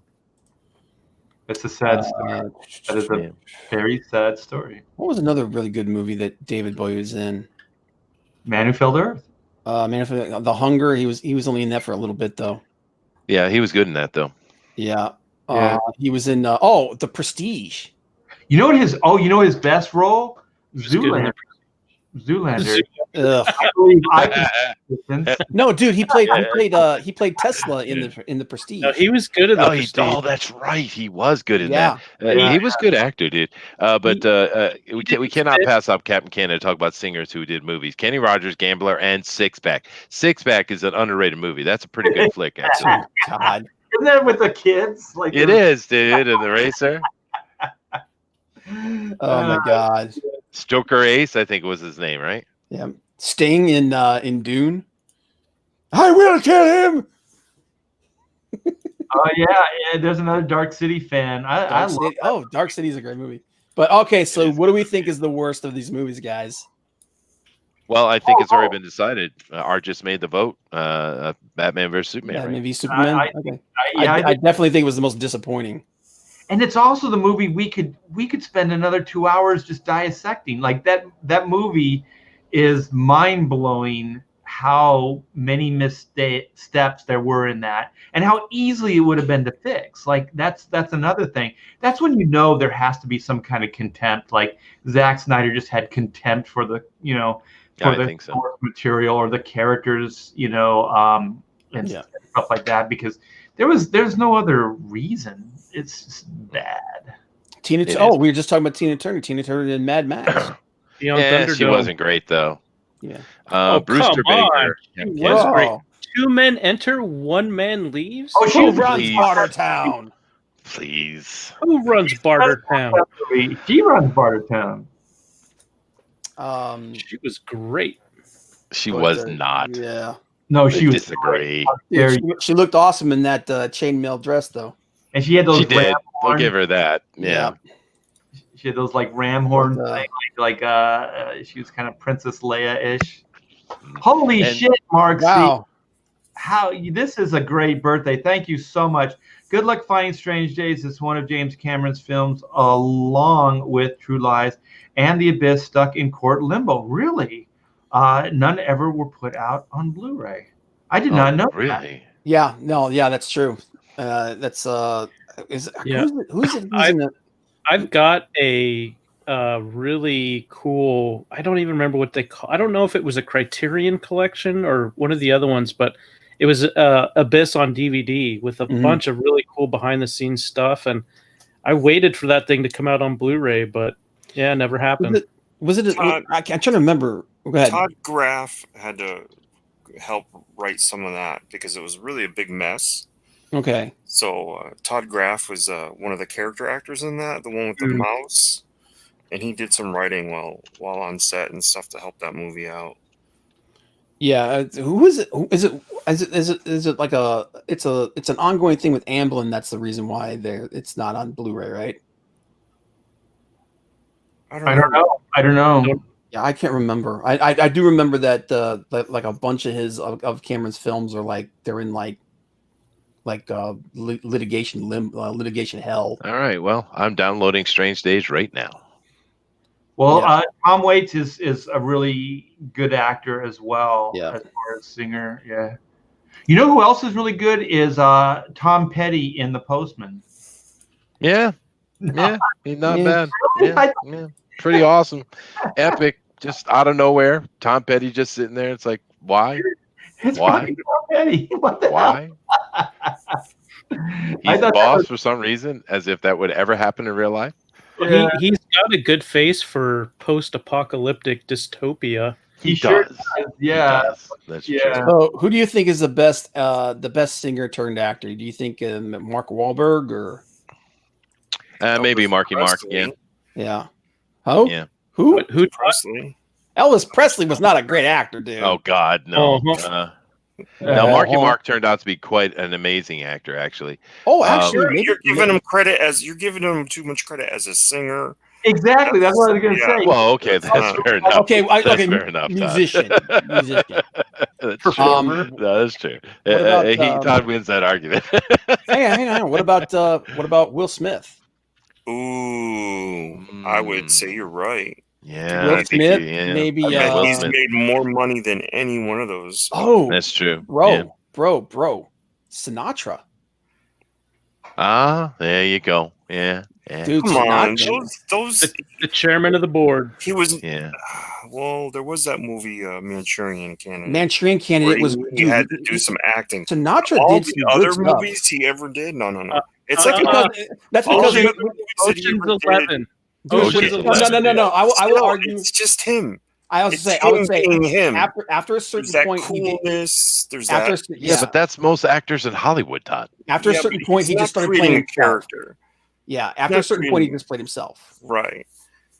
But I do think like you said, like movies like Manchurian Candidate and like he did a couple other really good ones too. He was a good actor, dude. If we're going Yeah. on, we're going Dean Martin. Dean Martin was God, not. God. Even Martin was not a better actor. Dean Martin was a lush. I know. I was just joking. So was Sinatra, to be fair. So Sinatra, to be fair. Yeah, no, bogus. Mark Wahlberg went out as soon as Will Smith came in. Yeah, that's true. Well, I think Bob got outraged. I think he did. So pissed he just checked himself out. I did that stupid thing where I clicked the damn wrong tab again. That's okay. We were hoping that you just got really pissed at Chester and just No, can't play it anymore. but yeah, dude. But yeah, I think we've did a good job of nailing down which of these movies is like the biggest culprit of equal parts bad and disappointing. We went probably through 30 years of comic book movies, and the worst one was a contemporary film that came out just a couple years ago. Out of all the Hollywood films, it had to be Batman v Superman. Yeah. Now I will say this real quick before we get out of here and everything. I actually, you guys mentioned TV shows too, so I actually made a list of what I thought were the 4 worst superhero TV shows ever made. Birds of Prey, Blade the TV show, Inhumans, Inhumans, and Nightman. You guys remember the Malibu comic Nightman? Oh, Nightman was like he got powers, like something hit him in the head, right? And his one eye permanently dilated, and then he could see. No, he could read men's thoughts or see in the. He could see like a couple of seconds in the future. Oh, okay. God, that show was terrible, man.